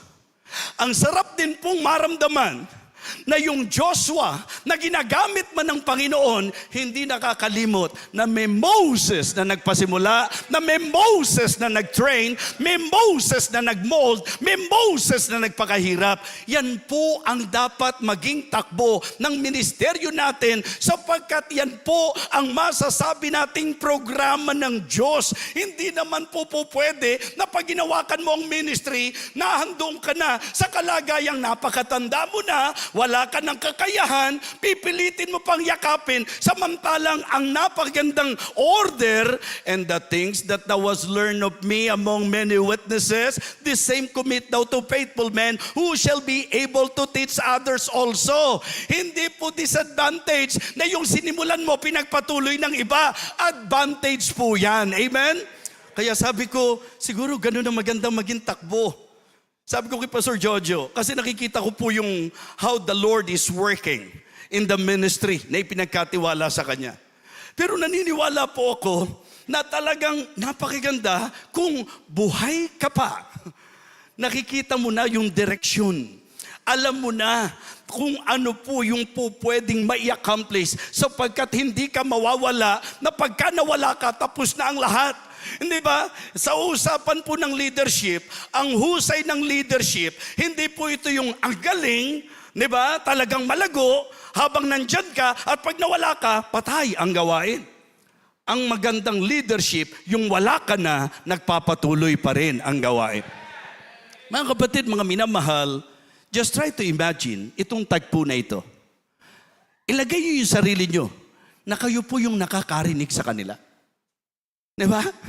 Kasi kung ang pag-uusapan natin, kalooban ng Diyos, kahit po sa individual na buhay natin bilang Kristiyano. Kaya nga ang ganda ng emphasis nito pong ating pong pinaka-conference na ito eh. Actually po, kagabi, as I listen to the message of Pastor Proby, maliwanag po na yung growth, binigyan niya ng masasabi nating emphasis. And that is the reason why God is using him effectively and efficiently, sapagkat hindi lang siya listener, learner po siya, and the good thing about him, doer po siya, mga kapatid. Kaya nga sabi ko, kung makakausap ko lagi ang mga members ng church na ito, dyan kayo wag bibitiw. Yumakap lang kayo, sumakay lang kayo, samahan nyo lang ang pastor nyo. Nasa tamang direksyon po kayo. Amen? At wag na wag mong hahayaan sa magiging storya ng ministry ito, ikaw yung lalagay doon sa negative. Mga kapatid, mga minamahal, ang sabi po nung 10, hindi natin kaya. Why sometimes we think we cannot? Pinag-usapan natin, may faithful God. Pero bakit dumarating sa punto? At aminin natin to, even as pastors. May mga time na sobrang discouraged tayo dahil ang tingin natin, walang nangyayari. At ang mas mabigat pa, yun ang iniisip natin, mukhang wala na talagang mangyayari. Mga kapatid, I believe the reason why sometimes we think we cannot, number 1, because we are not thinking positively. Opo, napakalaking bagay sa ministry na positibo ang ating kaisipan. Amen? Hindi po yung katulad ng negatibong salita nitong 10 spies na ito. Ang sabi po nila, mga kapatid, but the men that went up with him said, we be not able to go up against the people, for they are stronger than us. At alam niyo po, hindi pa sila nasyahan sa ganong statement lang. Marami pang negatibong lumabas sa bibig po nila. Simple logic. Ang Diyos ba ilalagay ka sa kalagayang mapapahamak ka? Ang Diyos ba ilalagay ka sa kalagayang walang mangyayaring maganda? What I mean to say, if we will follow the pattern ng Diyos sa pagtawag niya sa atin, sa pagliligtas niya sa atin, sa pagtawag niya sa atin, sabi ko nga, as an individual believer, it is very clear na ang sabi po ng John 10:10, the thief cometh not but for to steal and to kill and to destroy. Pero ang sabi ni Jesus, I am come that they might have life and that they might have it more abundantly. Amen? And the same thing is true sa buhay ng ministeryo. Hindi ang gusto ng Diyos, meron lang tayong ministry. Ang gusto ng Diyos, i-enjoy natin ang ministry. Ang gusto ng Diyos, maging mabunga ang ministry. Ang gusto ng Diyos, maging matagumpay ang ministry. Hindi po pwede na paghahariin mo yung negatibong isip sapagkat yan po'y nag-i-imply na parang mali ang Diyos na inilagay ka niya sa gawain. Hindi natin sinasabing lahat kailangan ganito. Kung ano yung pinagkatiwala ng Panginoon sa iyo. Pero wag naman ang takbo ng isip mo, tingin ko ganito na lang kami, tingin ko walang mangyayari sa gawain. Kung yung isip mo pa lang, ganyan na ang tinatakbo, saan ka talaga makakarating? Di ba? Bakit hindi mo i-challenge ang sarili mo? Na kahit ako ay ganito lang. Kung ang pag-uusapan ay ang Diyos, makikita ng mga tao kung ano ang kayang gawin ng Diyos sa katulad ko lang. Amen? Hindi ko sinasabing magaling tayo, pero ang sinasabi ko po, sana makita nila na napakagaling ng Diyos na kung saan kaya niyang mag-accomplish. Kasi sometimes ang way of thinking natin, kailangan magaling tayo para, ay si Pastor Proby magaling yan. Without the power of God, wala yan. Di ba? Si Pastor Joey mahusay kasi talaga yan eh. Without the power of God, wala yan. Di ba? Mga kapatid, mga minamahal, ang isang bagay na wag nating hayaan na maging takbo natin sa ministry, yung lagi tayong negatibo. Walang mangyayari. Mga kapatid, wag kang umasang may mangyayari kung ganyan ang takbo ng pag-iisip mo. Di ba? Pastor Jojo, nung kayo po'y nagmiministeryo, Pastor Arnel, kung ganon yung inisip, Ano ba naman itong lugar na ito? Tingin ko sa lugar na ito, walang mangyayari. Grabe naman ang pagkapanatiko ng mga tao dito. Ang tindi naman ng persecutor dito. Pagka po lagi tayong magdudwell sa negatibo, walang mangyayari. Mga kapatid, kaya for me, the reason why sometimes, one of the reasons why sometimes we think we cannot, it is because of the fact that we are not thinking positively. Second, because we are not trying the possibilities. Hindi ka pa nga sumusubok eh. Di ba? Meron ka na kaagad judgment. Mga kapatid, tatandaan niyo po ito. Huwag kang mag-iisip na talagang hindi alam ng Diyos kung ano yung pinagagawa niya sa'yo. Halimbawa lang po yung mga pastor. Nung tawagin kami ng Panginoon, di ba? Ang typical na takbo ng isip Lord, ako? Anong magagawa ko sa ministry? Di ba? Sometimes ganun po Yung bang idea, mga kapatid, na nung ang Diyos ay nagpakita sa atin, in fact, ang maganda po talaga, pagka ang ministry, ang pastor, visionary. Diba? Pagka ang pastor nila, man of vision. Yung bang nakikita niya kung ano yung po pwedeng gawin ng Panginoon. Mga kapatid, mga minamahal, hindi po mangyayari ang building na ito kundi kayo nag-try. Hindi po gaganda ang mga ministries ng mga gawaing nakita natin, na napatunayan natin na may mangyayari. Mga kapatid, huwag tayong mag-dwell sa negatibong isipan at huwag tayong matakot na ating pong gawin kung ano yung pinagagawa ng Panginoon sa atin, sapagkat ang gusto ng Diyos mag-accomplish ng dakilang bagay sa pamamagitan natin. Sabi ko, sa totoo lang, yung biruan lagi natin Nung nag-aaral ako, umasa lang ako sa sagot ng mga kaklase ko Diba? Yung lagi kong binabanggit, kala nyo patawa lang yun, totoo po yun. Sila matatalino kaya pumasa, ako matalinaw.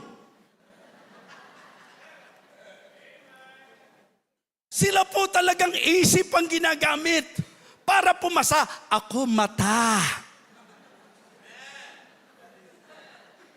Pero ang kagandahan lang sa akin, gumamit din ako ng isip. Dahil alam ko kung sino yung kokopyahan ko, no? Yung iba hindi nag-iisip, nangopya lang din doon pa sa, di ba? Nangopya ka lang din doon sa bagsak pa, di ba? Mga kapatid, mga minamahal, yun po yung tila nagpapatawa, hindi po ako naging magaling na estudyante dahil hindi po ako nagtutok sa pag-aaral nung panahong ako po'y nag-aaral. Buti nga lang, narinig ko yung ang sabi niya Freddy, mag-aral kang mabuti, di ba? Doon medyo natauhan ako. Dahil pinersonal ako Di ba? Talagang pangalan ko binanggit, mag-aral ka mag-aral kang mabuti, ang sabi niya kay Freddy. Pero kidding aside, hindi po ito pa-humble effect. Hindi ko inisip na nung tawagin ako ng Diyos, pwede rin pala niyang gamitin ang isang katulad ko na hampas lupa at pobreng gwapo lamang.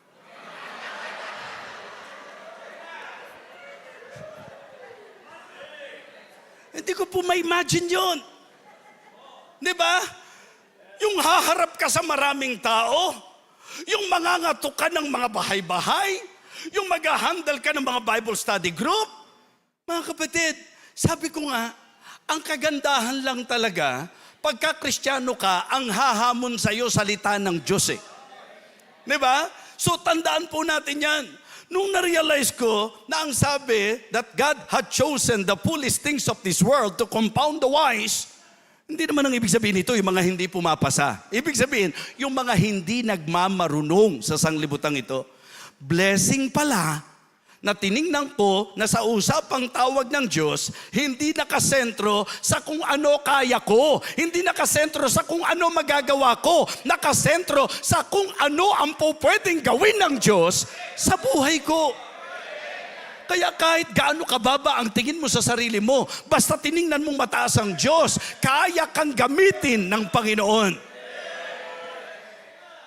Yung music ministry lang po dito mga kapatid. talagang minsan itatanong mo pag kumakanta yung mga nandito, nasa lupa pa ba tayo? Buti na lang may mga makikita ka talaga na talagang nagpapatunay na nasa lupa pa tayo, ano? Wag lang po yung pag nakita mo, iniisip mo, ba, nasa impyerno ba tayo? Wag naman ganon. Di ba? So, pinopoint out ko po, alam nyo, naniniwala ako, from scratch po nagsimula yan. Talagang kumbaga, zero. Pero nag-try. Amen? Bakit ba hindi? Panginoon, kung tinatawag mo ko bakit hindi ako susunod? Mga kapatid, ang problema, hindi pa natin sinusubok, negatibo na kaagad tayo. Hindi tayo nagtatry. Bakit mo ipoprograma sa isip mo? Siguro hindi tayo yung gawain na para magkaroon ng property. Siguro hindi tayo yung gawain para magkaroon ng building. Siguro hindi tayo yung gawain na dinisenyo. Pag ganun tumatakbo ang isip mo na hindi mo tinatry yung mga posibilidad na ikaw ay gamitin ng Panginoon, wala talagang mangyayari. So the reason why sometimes we think we cannot, number one, because we are not thinking positively. Ikalawa, we are not trying the possibility. Abay, nung tinawag ako ng Panginoon, sige, tumugon po ako. Mga kapatid, walang mawawala sa akin. Sinunod ko ang tawag ng Panginoon. You know, dahil hindi ako natakot, sinunod ko yung tawag ng Panginoon, nagulat ako na kahit pala ang isang hampas lupa at pobreng, kaya palang gamitin ng Panginoon.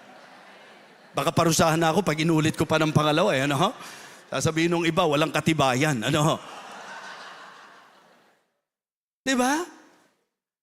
Mas tingnan nyo po, hindi yung magagawa nyo. Mag-focus kayo sa magagawa ng Diyos sa buhay nyo.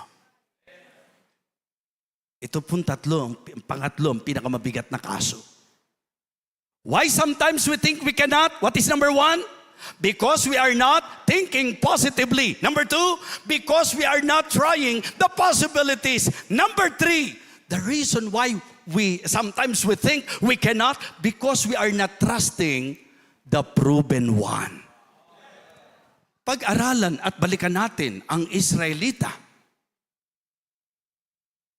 Hindi ba nila nakita kung gaano ang makapangyarihan ng Diyos? Members, hindi niyo pa ba napatunayan ng Diyos sa buhay natin? Mula nung masave ka, sa ministering kinalalagyan mo, hindi po ba nakita kung gaano makapangyarihang gumagawa ang Panginoon? Sa konteksto, just try to imagine the Israelites. Yung palampung bago sila makalabas, doon sa pagkaalipin ng Egyptian, di po ba? Doon po sa paghahari ni Pharaoh. Just try to imagine the manifestation of God's power, how the Lord proven Himself to them. Mga kapatid, it is very important to always consider kung paano ang Diyos may mga pinatunayan na po sa atin. Mga kapatid, mula sa wala, paano ka inangat ng Panginoon? Members, sometimes di po ba, nagkakaroon ng problema sa mga hindi natin maasahan. Pero mga kapatid, pansinin nyo po, sino ang lagi pong eager sa church? Sino po ang laging involved sa ministry? Yung mga nakita nila na ang Diyos talaga subok na Diyos. Amen? Yes. Wala pong giver na pinabayaan ng Panginoon. Kaya po kapag kami mga campaign tayo sa church, huwag kang negatibo. Minsan pagka magka-campaign tayo, church, nilagay ng Panginoon sa puso ko yung vision na magkaroon tayo ng property. Hati ka agad yan. Merong magsasabi, yung mga negatibo. Ano sasabihin nila? Sa hirap ng buhay ngayon, iintindihin pa natin yung property. Tayo nga lang minsan, di ba? Yan ang mga negative. Okay? Tapos, yung problema pa, hindi sinubukan. Diba? Purihin ng Diyos na may Caleb spirit sa mga ministry natin. Kaya! Amen? Magagawa! Amen? It can be done! Amen? pagka inalam nyo po yung mga kwento ng mga churches na sa tingin nyo po lumaki, na sa tingin nyo po gumanda, na sa tingin nyo po may narating, mga kapatid, yan pong mga yan ay nagpasimula doon sa sinubok nila kung ano ang kayang magawa sa pamamagitan ng Panginoon sa kanilang buhay. Malaking problema kapag ka hindi mo natutunang pagtiwalaan ng Diyos. Di ba? Huwag yung negosyo mo. Huwag yung estado ng buhay mo. Huwag yung bank account mo. Huwag yung lakas mo. Huwag yung galing mo. Lahat ng yan hindi garantisado. Ang tanging garantisado sa usapan ng ministry ay ang subok na Diyos. Amen? The proven one, the proven God. Mga kapatid, yun po ang isang masasabi kong magandang advice na kapag ka nahihinaan tayo ng loob, pagka dumarating tayo doon sa punto na may mga negatibong tumatakbo sa isip natin, kapag ka dumarating doon sa point na parang gusto natin bumitaw, parang gusto natin mag-quit, at parang nahandoon po yung malakas na tinig na nagsasabing, walang mangyayari, walang mangyayari. I am challenging every one of you. Bakit hindi nyo po alalahanin yung mga pinatunayan na ng Diyos sa buhay natin? Sana ang narating ng Hosanna Bible Baptist Church. Malayo na, pero malayo pa. Diba? Mga kapatid, isang bagay na dapat isipin po natin, na dito for May, kasi pag inaral po natin yan, makikita nyo po, ano na ang naging silbi? I mean, ano na ang naging masasabi nating impact o epekto ng mga pinatunayan na ng Diyos? Alam nyo yung mga may problema sa giving? Ha? Kaya hindi talaga darating sa puntong magbibigay yan kasi hindi mo mapapatunayan, kasi hindi mo sinusubukan. Kaya nga ang sabi ng Panginoon and prove me now herewith, said the Lord of hosts, if I will not open you the windows of heaven and pour you out a blessing that shall not have room enough to receive it. Kaya sa church, mapapansin nyo po, ang ganadong magbigay ay yung mga mananampalataya, yung mga members na subok na nila ang Panginoon. Hindi mo malalaso ng isip niyan. Kahit anong mga talata pa gamitin mo, kahit anong mga pangatwiran pa sabihin mo, kahit ano pang mga negatibong bagay ang isaksak mo, yung napatunayan nila na ginawa ng Diyos sa buhay nila, yun po ang dahilan ba't di mo mapipigil yan. Na kapag kami giving, isa sa laging involved yan. Na kapag kami project, isa sa unang suportado niya yan. Bakit? Sapagkat napatunayan na niya ang Diyos. Ang punto, paano mo mapapatunayan ng Diyos ni hindi mo sinubukan? Di ba? Tuwan-tuwa ka nga nung nakakita ka na nagpost sa Facebook ng kontra sa tithing, ng kontra sa giving, ng kontra sa mga kung ano-anong bagay, na may mga nabasa ka doon, na kontra sa pastor. Nako, doon ka enjoy na enjoy.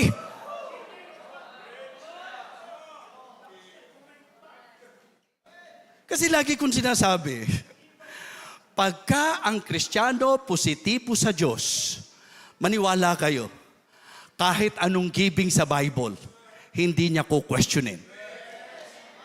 Sabi nila, yung tithing para sa mga Israelita yan. O sige, tanggapin na natin para sa kanila. Nagkasala ba kami pagka ginagawa namin yan? Sisitahin ba kami ng Diyos? Sasabihin ba ng Diyos, ba't kayo nagtatites? Para sa Israelites yan ha. Mga kapatid, kaya ang dinidiin ko sa mga miyembro, huwag kayong mag-tithes dahil lang sa utos. Mag-tithes kayo kasi yan ang nakita niyong practice ng mga Diyos. Amen? Si Abraham walang utos, nagtatides di mas maganda yun ang level natin.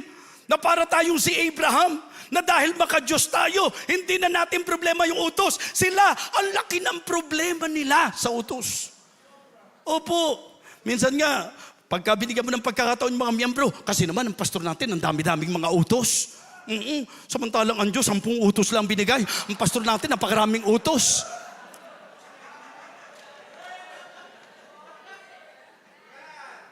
Kapatid, huwag mong gawin dahil sa utos ng pastor mo. Gawin mo dahil maka-Diyos ka. Opo, alam niyo yung mga nalalason sa giving? Mga kapatid, lason na talaga yun. Huwag na kayong manisi ng kung sino-sino. Diba? Mga kapatid, kasi isang bagay na sinasabi ko ito, ang Diyos kahit kailan hindi sisira sa salita niya. Tingnan niyo yung prinsipyo. Give and it shall be given you. Di ba? Sinasabi ko po, yung salitang shall sa Bible, yan po ay tiyak, sure gurado. Amen? Sure na, sigurado pa, sure gurado yan. Ang sabi po, give and it shall be given you. Kaya yung 2 Corinthians 9, verse number 7, hindi naman masamang gamitin natin yan. Pero pagka ginamit mo na yan, para kontrahin yung mga giving na itinuro sa Bible, mali ka ng unawa, mali ka ng interpretasyon. Ang 2 Corinthians 9:7 ay hindi talatang kontra sa tithing, kontra sa first fruit, o sa kahit anong giving. Kasi yung sabi dyan, magbigay ayon sa pasya ng puso. Opo, pero anong klaseng puso ang pinag-uusapan? Pusong sang-ayon sa Diyos o pusong laban sa Diyos? Tapos saan siya nanggaling? But this I say, he which soweth sparingly shall reap also sparingly, and he which soweth bountifully shall reap also bountifully. Ang ibig sabihin, pagka ikaw ay maraming iahasik, marami ang aanihin mo. Kaya hindi po kontra sa tithes yan. In fact, encouragement nga yan na lahat ng makikita mong giving sa Bible, gawin mo. Dahil kapag ka lahat ng giving sa Bible, ginawa mo, ang daming hasik niyan. Diba? Natutunan mo, may tithing sa Bible. Nag-tithes ka, isang hasik yan. Ba, hindi lang yun, may faith promise pa, may mission giving pa. Ginawa mo, may hasik yan. Diba? First fruits, hasik yan. Thanksgiving, sacrificial giving, mission giving, lahat ng mga giving para sa project. Mga kapatid, mas marami kang giving, mas marami kang hasik. Mas marami kang hasik, mas marami kang ani. Ngayon, hindi ka para pilitin. Doon mo gamitin yung verse number 7. Sinabing ang naghahasik ng bahagyana, aani ng bahagyana. Ang naghahasik ng sagana, aani ng sagana. Ikaw ngayon ang magpasya, hindi ka pipilitin. Bakit yung sasabihin sa church natin, sapilitan? Hindi ba ang ibig sabihin ng sapilitan, walang hindi magbibigay? Pero anong totoo? Di ba? May mga nakaka-attend, di naman nagbibigay eh. In fact, kilalang kilala mo na ikaw yun eh. Di ba? Wala naman nakakakilala sa sinasabi ko, kundi ikaw mismo eh. Alam mo bang ako yun? Hindi ko alam. Ikaw ang nakakaalam. At ayoko magbintang, mga kapatid. Basta ang sinasabi ko, bakit hindi ka gaganahan na magbigay samantalang subok na subok mo ang Diyos? Hindi ba sabi nga natin, we cannot outgive God. Alam niyo po, pag lumalim ka sa relasyon mo sa Diyos, makikita mo ikaw nagpaplano ka pa lang nang ibibigay mo, ang Diyos may na nakakasan ng pagpapala sa iyo Kaya ang sabi nga niya, subukin mo ako. Mga kapatid, ang tanong, sinubok mo na ang Diyos? Sabihin natin, hindi ko pa nasusubukan ng Diyos sa buhay ko. Paano mo nga masusubukan? Hindi ka nga nagtatry. Hindi ka nga sumusunod. Bakit hindi nyo kausapin yung mga cheerful giver? Nagtataka kayo, ang laging may negatibo, ang laging may sama ng loob, ang lagi pong may mga reklamo, yung hindi cheerful giver. Samantala yung mga cheerful giver, panayang patotoo, panayang pang-encourage. Why? Because they have proven God in their lives. And for you to experience that, prove Him. Kung naitayo nyo yung building na ito, bakit? Faithful God. The proven one. Kaya nyo na itayo yung building na ito. Pinatunayan ng Diyos na pag hindi ka nag-negatibo at sinubok nyo, it can be done. Ang problema ko yung spirito natin, hindi natin kaya yan. Mga higante yan. Para tayong mga tipaklong lang. Yung mukhang tipaklong, maaaring tama. Pero yung parang tipaklong, hindi. Pero alam nyo, may mga tipaklong talagang Kristiyano. Yung talon ng talon, kung saan-saan, di ba? Tipaklong ang tawag doon.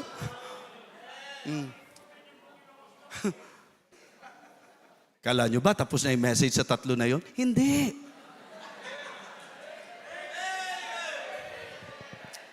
Why sometimes we think we cannot? Because we are not thinking positively. Walang mararating ang ministeryo na negatibo lagi. Walang mararating ang individual na Kristiyano na negatibo lagi. Laging nakakontra. Lagi na lang may negatibong nakikita sa bawat gagawin. Kung sila po'y nakinig sa 10, anong mangyayari sa kanila? Kasi pagka negatibo ka, ang dadalin mo na, evil report. Alam nga naman negatibo ka, magandang balita ang ibibigay mo. Siyempre, pag negatibo ka, ang lalabas sa bibig mo, mga evil report. Ang matindi sa mga negatibo, di naman sila pumapayag na sila lang. Diba? Makikita nyo sa Numbers chapter 14, nung mga negatibo na sila sa mga nararanasan nila, ang gusto nga nila maglagay pa ng kapitan Diba? Yun ang sabi sa Numbers chapter 14, maglagay tayo ng captain. Kaya ingat kayo Baka mamaya ang kalidad nyo pang kapitan ng mga rebelde mga kapitan ng rebelde sa church, naku, maniwala kayo. May mga ganyan ng kalibre, mga kapatid. Yung kaya niyang mag-lead ng mga taong negatibo. At yan po ang dahilan kung bakit sometimes mag-iisip ka, bakit pag nadikit sa kanya, pagkatapos nun, nawawala. Di ba? 3 bagay po ang natutunan natin ngayon. Kapag itong 3 bagay na ito ang presente sa ministry natin, maniwala kayo, wala talaga tayong magagawa. Okay? Papagtibayin lang po natin.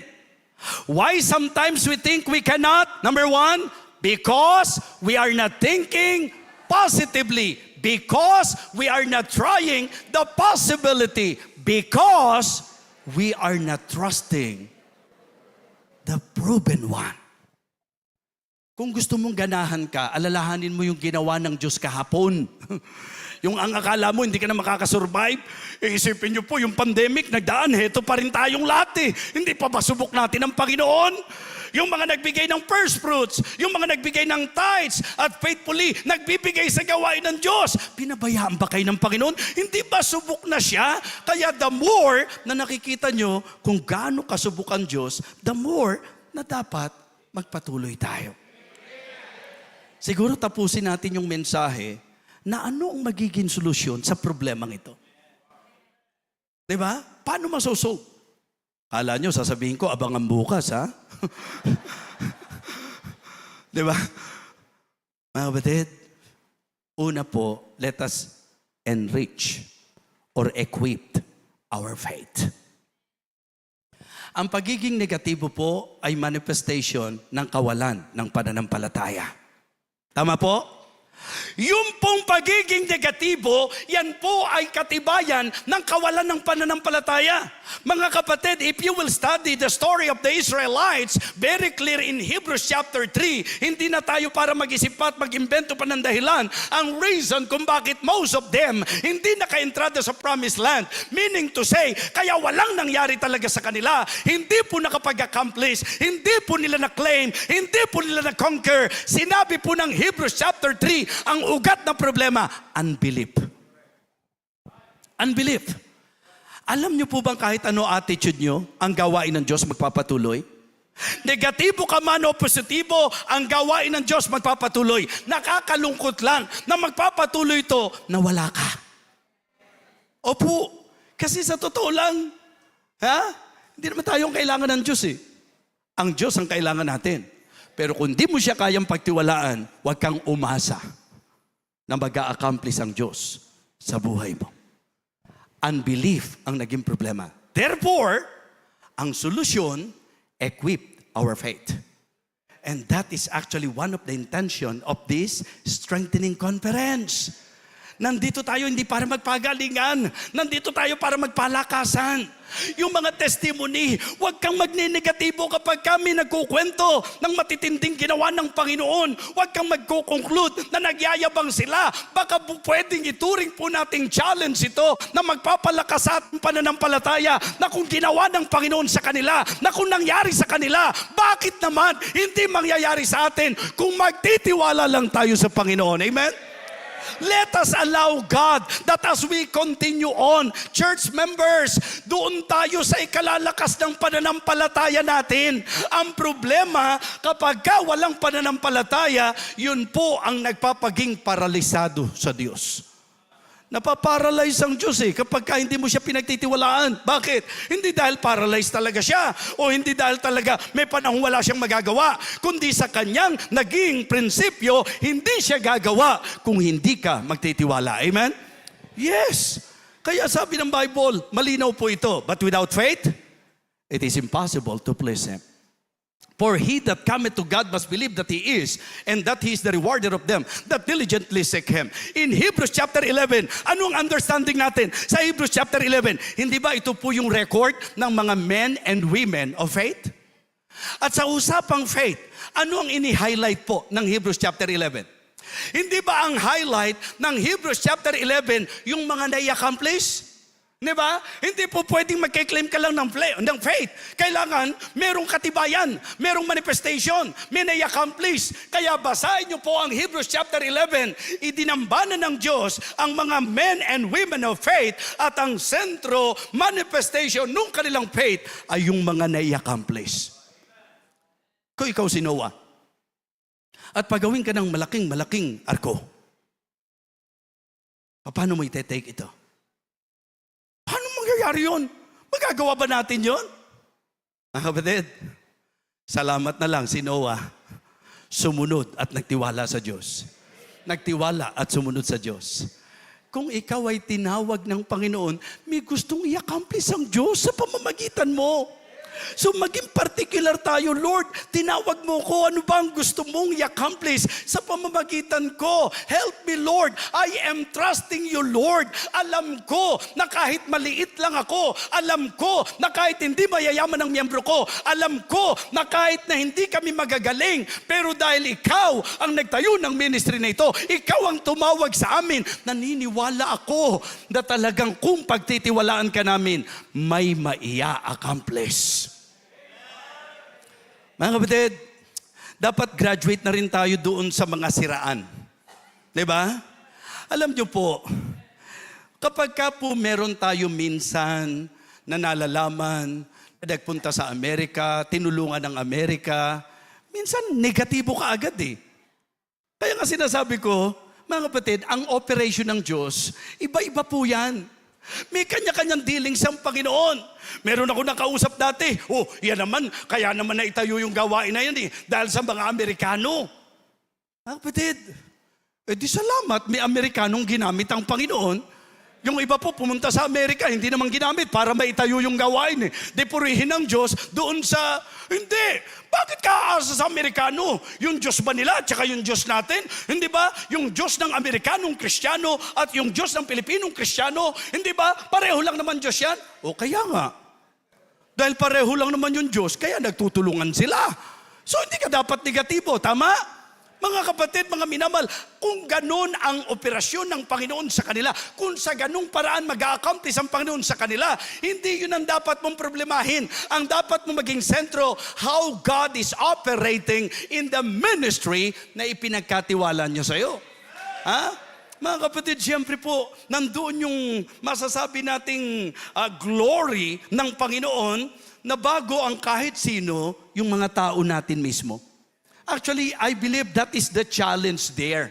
That is the emphasis. It is not because they are negative that the Americans are helping the ministry. Kaya lang, mga kapatid, ano ang glory ng Panginoon sa gawain na yung mismong mga miyembro hindi involved. Yung mismong mga miyembro hindi na-challenge. Yung mismong mga miyembro hindi nagbibigay. Yun po siguro, negatibo po yun na ang ministry itinatiwala natin sa labas, tapos yung mga miyembro natin walang ginagawa. Balance. Challenge our people and then try the possibility. Don't be negative. Try the possibility. Trust the Lord at magugulat ka kung paano gumagawa ang Panginoon. Yes. Ma-amaze ka kung paano siya kumikilos, mga kapatid. So, equip our faith. Ikalawa, examine our focus. Gusto ko lang kunin yung sinabi po nila sa verse number 31. Ang sabi niya, verse 31, but the men that went up with him said, listen to this, hindi natin kaya. Hindi natin kaya. Nalabanan sila sapagkat sila ay mas malalakas kaysa sa atin. Tingnan niyo po mga kapatid.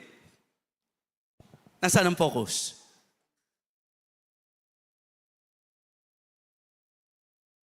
Hindi natin nakita yung Diyos dun eh. Di ba? Hindi natin sila kaya. Nasaan ang focus? Sa sarili. Hindi natin. Kapag ka ikaw nakatingin sa sarili mo, sa magagawa mo, naintindihan kita. Talagang hindi mo pwedeng panghawakan ang magagawa mo. Pero isa pang maling focus, hindi natin sila. Ang focus sa sarili, sa atin, at ang focus sa kanila. Samantalang nung si David humarap kay Goliath, ang sentro ni David, yung Diyos na hinahamak mo.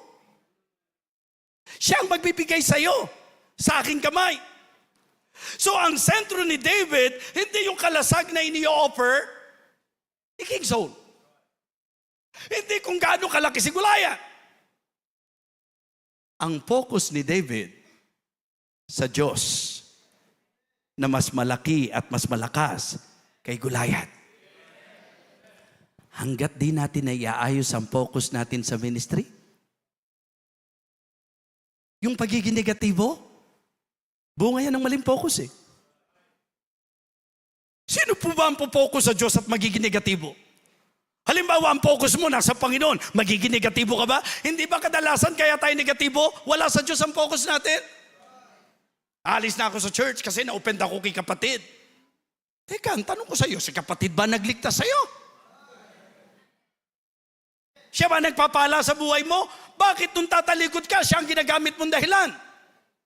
So kaya ka nawawala, kaya ka nagwawala, kasi yung focus mo mali. So kaya for me, equip our faith. Palakasin natin yung pananampalataya natin. At para lumakas ang pananampalataya natin, itama natin ang focus natin. Naniniwala ako na ang magiging matibay sa pananampalataya ay yung mga sa Diyos nakatutok. Amen? The author and the finisher of our faith. Siya po yun. Kaya lagi po mga kapatid, pag kami project sa church, ang tingnan natin yung kakayahan ng Diyos, yung magagawa ng Diyos, yung ia-accomplish ng Panginoon. Huwag masyado sa sarili, huwag sa paligid. Sa Diyos tayo mag-focus mga kapatid. Opo. Diba kung ako nag-focus sa kaya ko, kung ako nag-focus sa kahinaan ko, kung ako nag-focus doon sa mga katatakutan ko, mga kapatid, hindi ako magagamit ng Panginoon. Now I can say that I am enjoying my life na nagagamit ako ng Panginoon. Why? Sapagkat ang natutunan ko, pagtiwalaan ang Diyos sa buhay ko. Amen? Kahit sino pa iharap nyo sa akin, hindi sila. Ang sentro ko, yung Diyos. Kaya kahit saan ako dalhin, siya po ang aking pinangahawakan.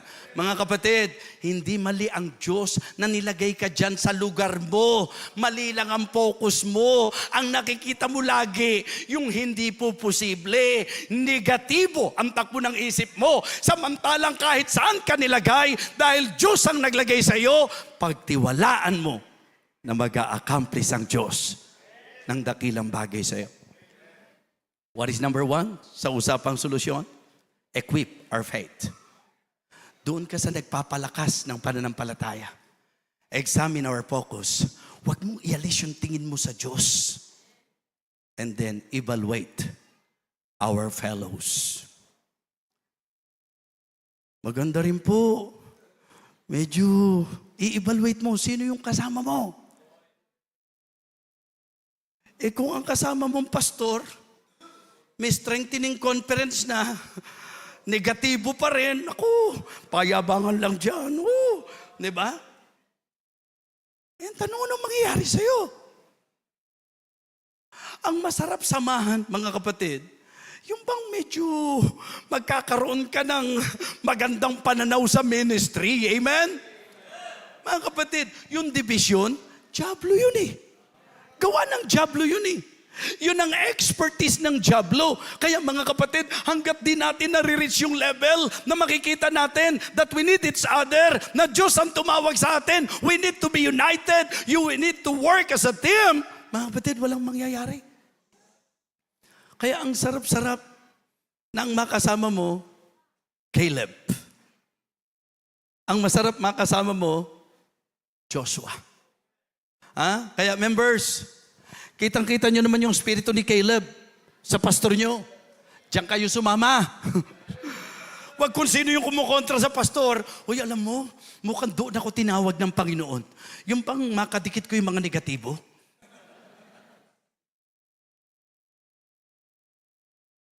Ano nangyari? Sa mga naapektuhan ng 10? Nakapasok ba sa promised land? Hindi. Kaya magandang chine-check din natin sa usapan ng fellowship.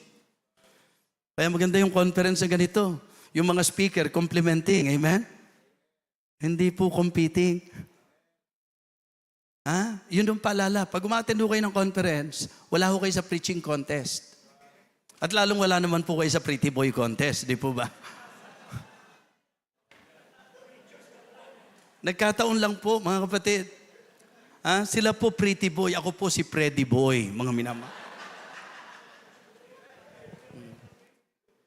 Di ba ang sarap na ang makakasama mo?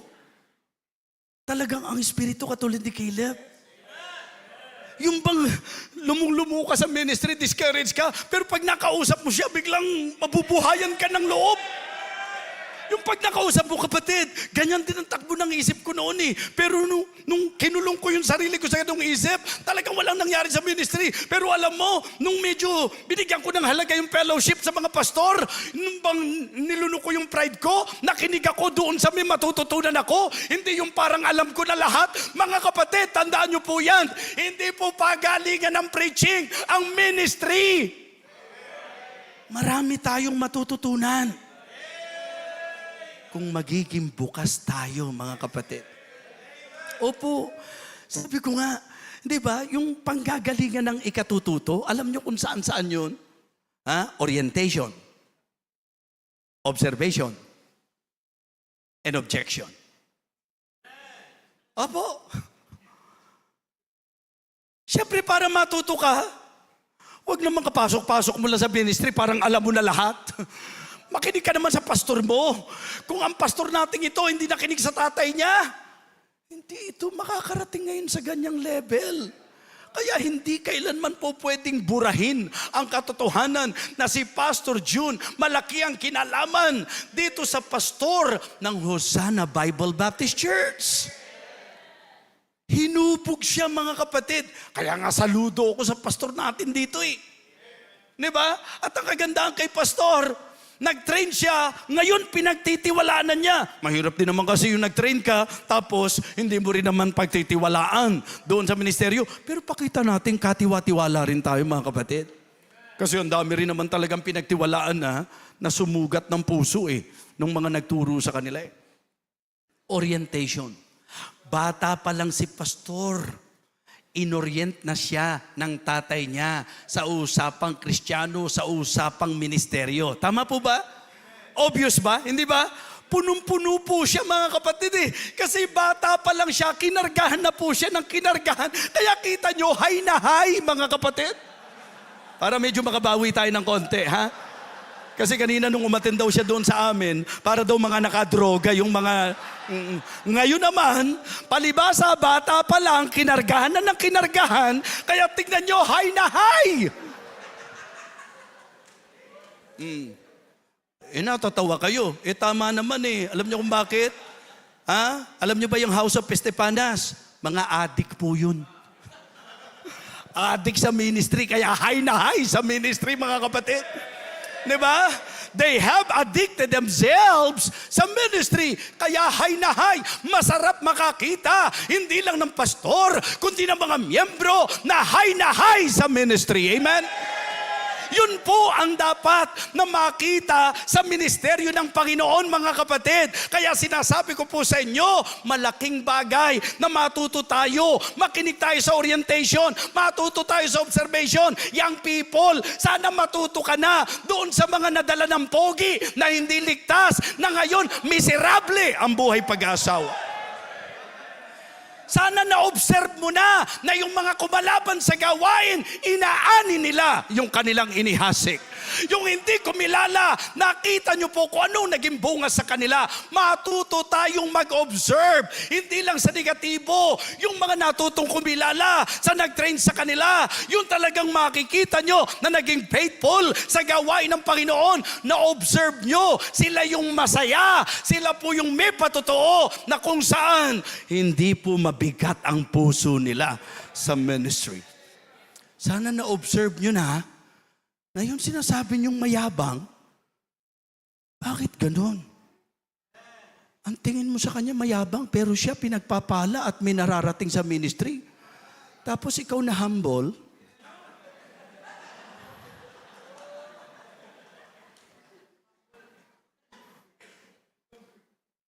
kasi masisira ang Bible sa'yo. Ang sabi kasi ng Bible, pag proud, God resists the proud. Yung iniisip mong proud, siya yung masigasig sa ministry. Yung iniisip mong proud, siya yung very useful. Yung iniisip mong proud, siya yung pinagpapala, even materially. Minsan po, pag-isipan natin mabuti. Baka hindi humility yung, Baka utility yan, mga kapatid. Kasi pag humble, iniangat ng Panginoon eh. Di ba? Kaya sabi ko, simple logic. Sabi nila, yung mga baptist ang yabang. Kasi kiniklaim nila, ligtas na sila. Sabi ko, hindi kayabangan ang tawag doon. Ang tawag doon, pananampalataya. Bakit ko sasabihin, hindi kayabangan yun? Hindi ba kaya tayo ligtas? Naniwala tayo, hindi natin kayang iligtas ang sarili natin? Hindi ba inamin natin makasalanan tayo? Hindi ba nagsisi tayo? Hindi ba kinilala natin yung ginawa ni Jesus? Kaya natin natitiyak na ligtas tayo kasi kinilala natin yung ginawa ni Jesus Christ. Hindi ba ang lalabas na dapat mayabang, nagpakahirap na Panginoon, pero sila nagpipilit pa rin na sa sarili nilang paraan, maliligtas sila? Mga kapatid, mayabang ba yung nagtiwala sa Diyos kaya nagka-building na ganito? Kayabangan po ba, mga kapatid, yung ipatotoo mo, yung ginagawa ng Diyos sa buhay mo at sa ministeryo? Hindi kayabangan yun. Bunga ng pananampalataya yun. Yun ang i-equip natin.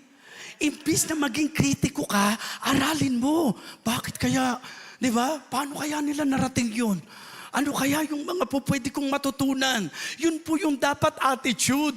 Hindi yung pagka hindi nangyayari sa iyo, negatibo na kaagad. At ang pandepensa mo, hindi naman nadadaan sa laki ng building yan eh. Baka sagutin ka, saan nadadaan sa paliitan ng building?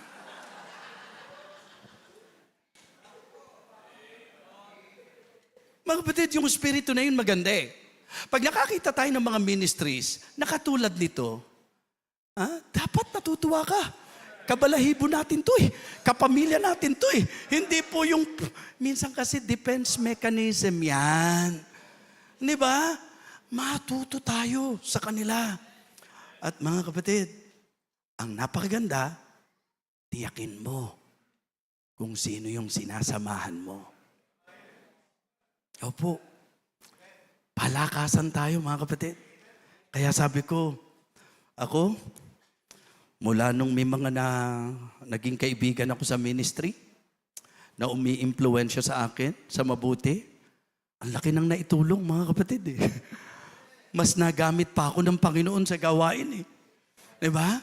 Hindi po yung ang mga nakakasundo natin, wala nang, minsan may isip mo no, yung mga masyadong busy sa social media, ano pa kaya yung time na nagagamit nun sa ministry?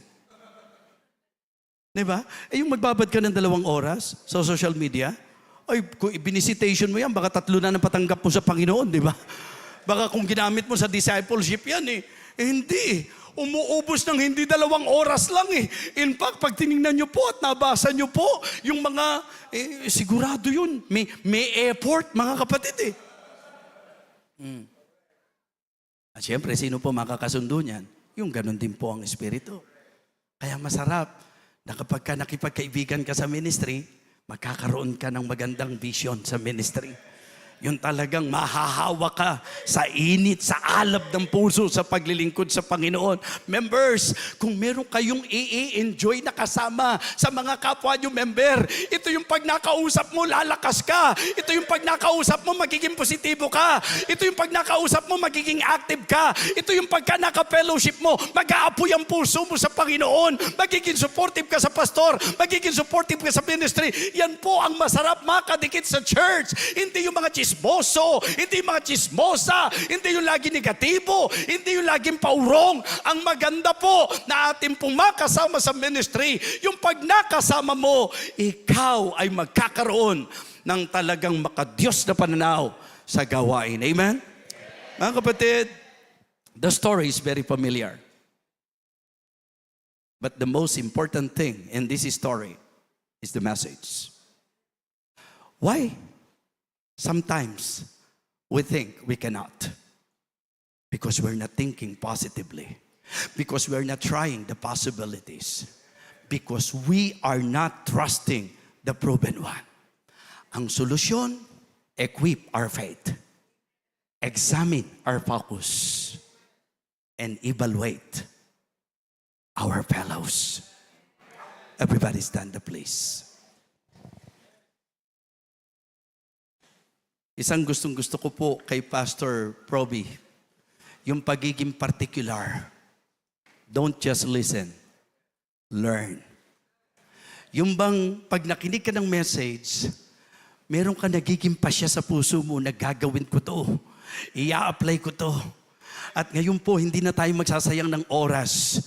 Maganda po na kung ikaw ay kinilos ng Banal na Espiritu, if the Holy Spirit is convicting you, nakakuha ka ng mga aral ng Panginoon na pwede mong i-apply. Habang tumutugtog, you come to the altar, you pray to God, and thank God, Lord, thank you for bringing me here. Thank you for allowing me to hear this message. Thank you for challenging me. Thank you for rebuking me. Thank you for this very important reminder. Thank you for this great challenge, oh God.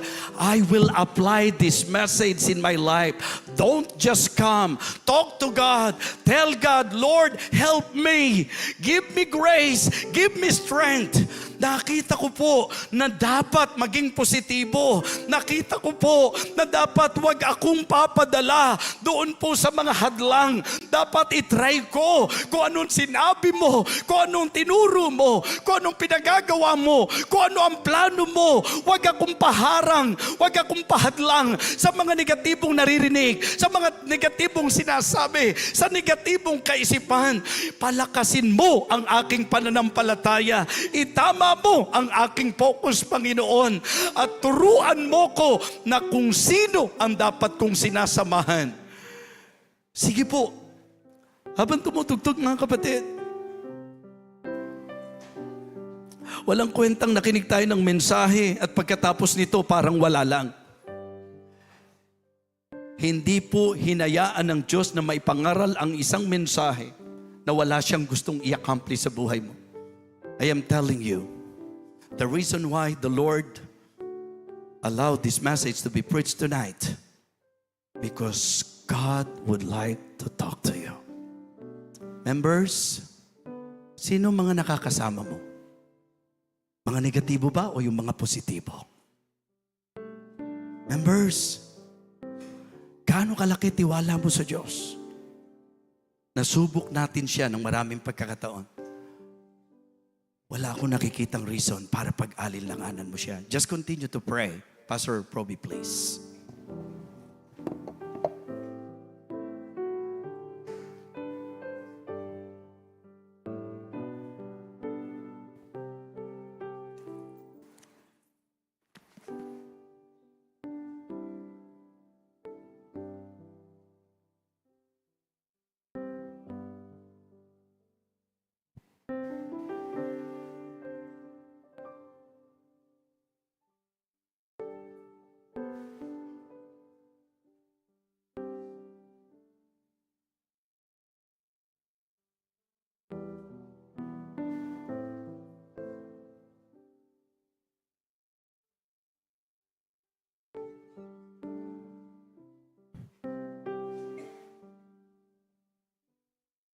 Praise the Lord. Were you blessed tonight?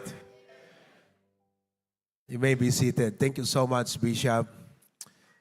Alam niyo po, meron akong 4 na take away from that very powerful message tonight. It's just the second night. Amen?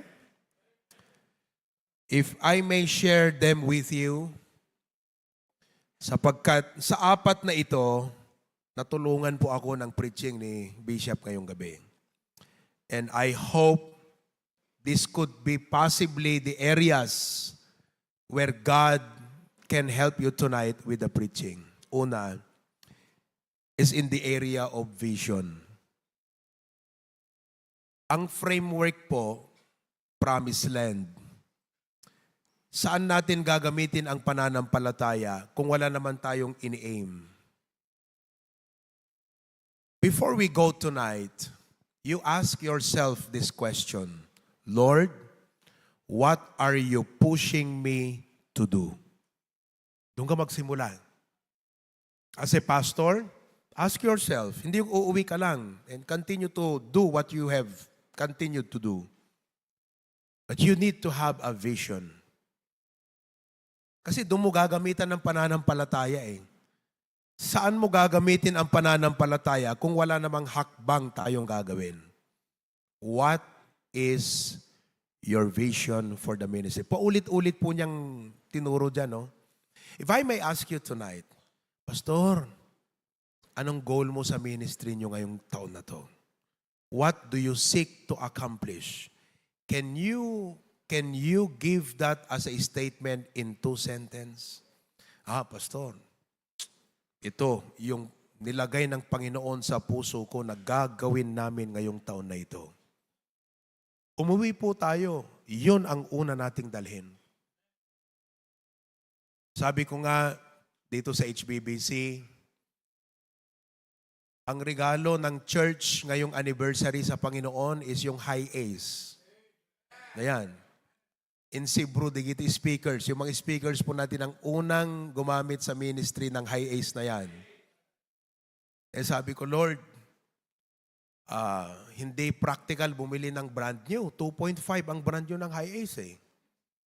Sabi ko, Lord, bigyan mo kami ng high A's na not older than 2022, not more than 20,000 kilometers, not more than 2M. Praise God. Binigyan tayo ng high A's and that is fully paid. Praise God. Ngayon, i-challenge ko po kayo, HBBC, on the 45th anniversary, ang bibilhin natin, Coaster. Coaster, Lord willing. Now, sa Sunday, although sinasabi ko puro sasakyan, no? Please understand, it's not about the car. May kwento sa likuran ng sasakyan. Yan po ang aking i-unveil sa linggo. Kung saan nagsimula ang church na ito, may kwento sa likuran ng lahat ng naging sasakyang dumaan sa church na to. Yan ang magiging kwento ngayong anniversary. At ang magiging target natin on the 45th year is Coaster. All because of the church planting endeavor of HBBC. Maayo ko naman na kami lang ang pwedeng bumiyahe gamit yung high A's para mag-church plant. Dapat meron tayong team. Kaya Coaster dapat. On the 50th year, helicopter. Parang kibuloy. Yun po hindi ko po sinabi na ang punto ko ay ipagyabang.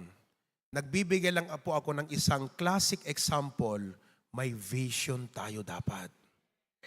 May plano tayong gagawin. Kasi ang lahat ng hamon na yan, walang kwenta pag wala kang planong gagawin. Kasi doon mo gagamitin yung preaching na yun eh. Doon sa plano mong gagawin. Kaya ang unang klaruhin natin, ano bang plano mo sa ministry? Ano bang inilagay ng Diyos sa puso mo na gagawin nyo as a church sa kanyang gawain? I mean, regardless kung ikaw man ay, ulitin ko muli, you come from the city, o sentro, o baryo, o bundok, hindi pwedeng walang vision ang gawain na yan. Amen po ba? Kaya habang nagpipreach po si Bishop kanina, yun yung yun yung umiinit sa akin. Ayaw ko kung anong uminit sa inyo. Pero yun yung isang uminit sa akin. Pinagtibay ng preaching niya yung vision. And I pray, don't miss it tonight. The challenge gives us a vision. Let's go home tonight. Yung bang nagda-drive ka na, grabe. Ha? Sa sobrang intense mo, yung parang te masukto, manubelan, te alam mo yung excitement mo, grabe. Lord, I can't wait to tell this to our church on Sunday. Yun po. Oh, Panginoon, hindi ako makaantay ng linggo. Excited na akong ibahagi sa mga members namin ang aming gagawin sa taon na ito. Pangalawa po, na natatulungan po ako sa preaching ni Bishop is in the area of faith. Ngayon, pag may vision ka, dun mo na kailangan ng faith.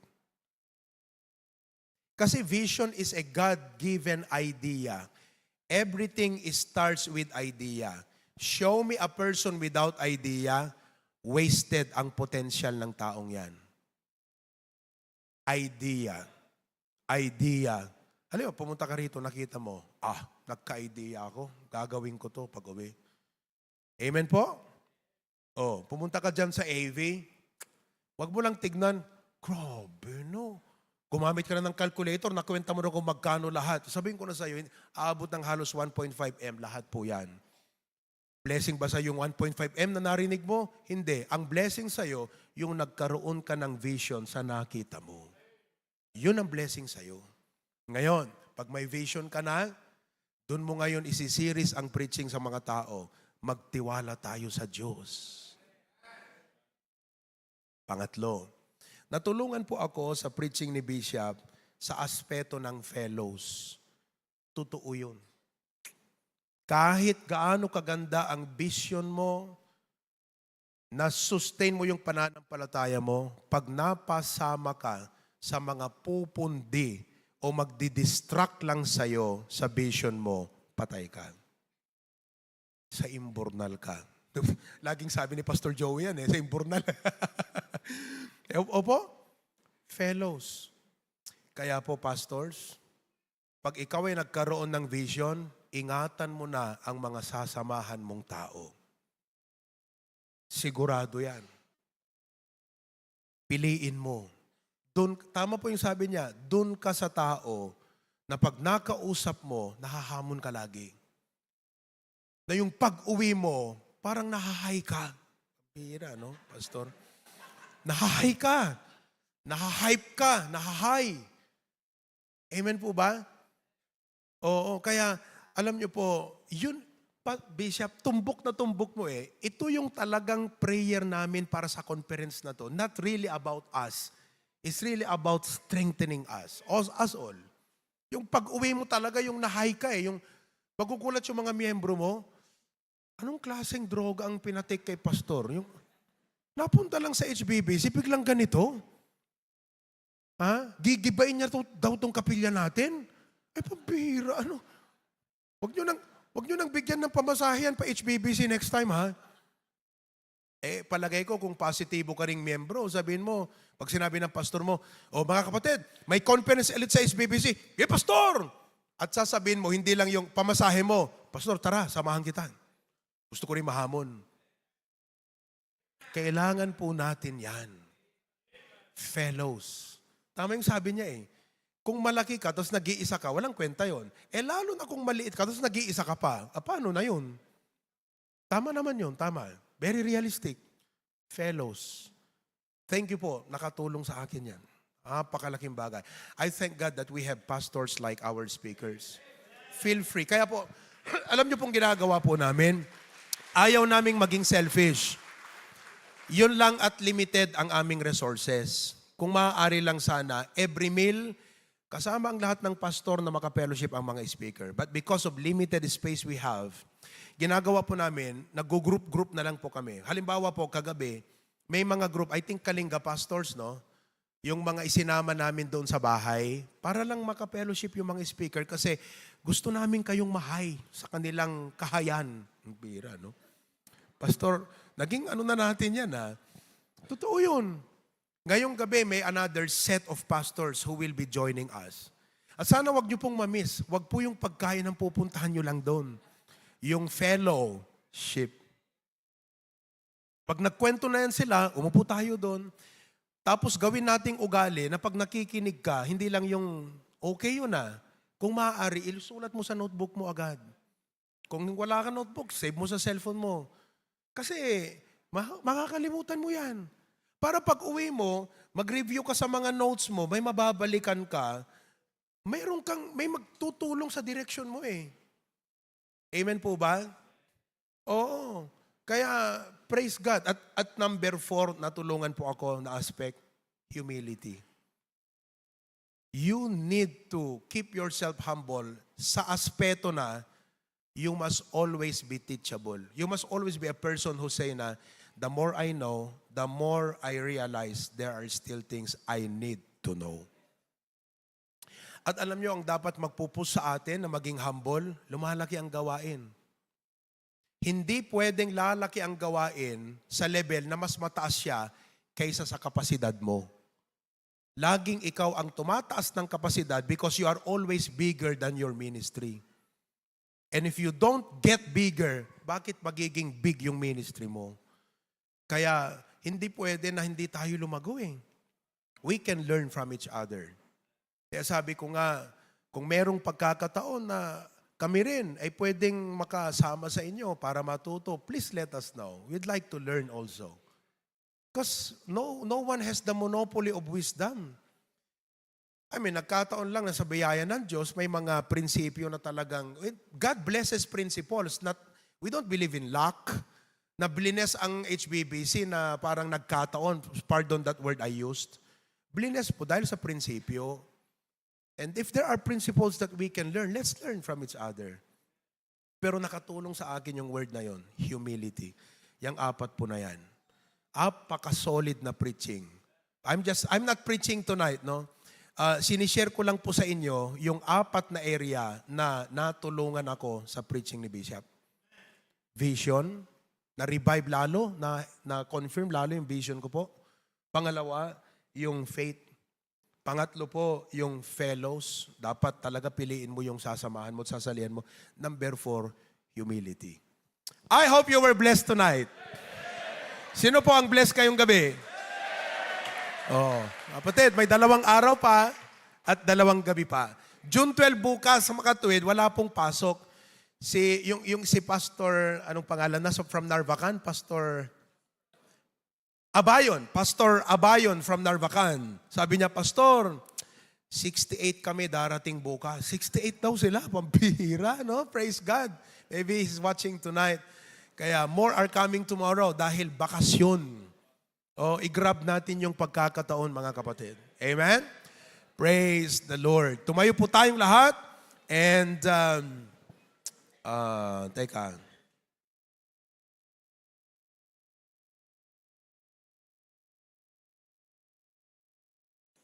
Okay. So, yung mga pupunta sa accommodation, nandun na daw po yung inyong mga hamburger. If I got it correct from the instruction here.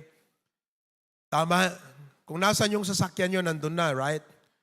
Okay. At yung iba po na na hindi po stay in, pero hindi po kayo sa HBBC, mabibigyan po kayo. Kayo po yung pipila doon. Yung mga papunta sa accommodation, wag na po kayong pumila. Diretso na lang sa inyong sasakyan, nandun na po yung hamburger ninyo. Ano po? Sa yung HBBC, let's give way, ha? Amen? Okay. I'd like the ushers to come para bayaran nila yung kanilang hamburger. Praise the Lord. Manalangin tayo for the offering. Thank you, Lord, for the preaching tonight. Powerful, very rich, and enriching. Lord, bless tonight as we give our offering. In Jesus' name, amen. God bless you as you give. Oh, go ahead, orchestra. You may be seated, please.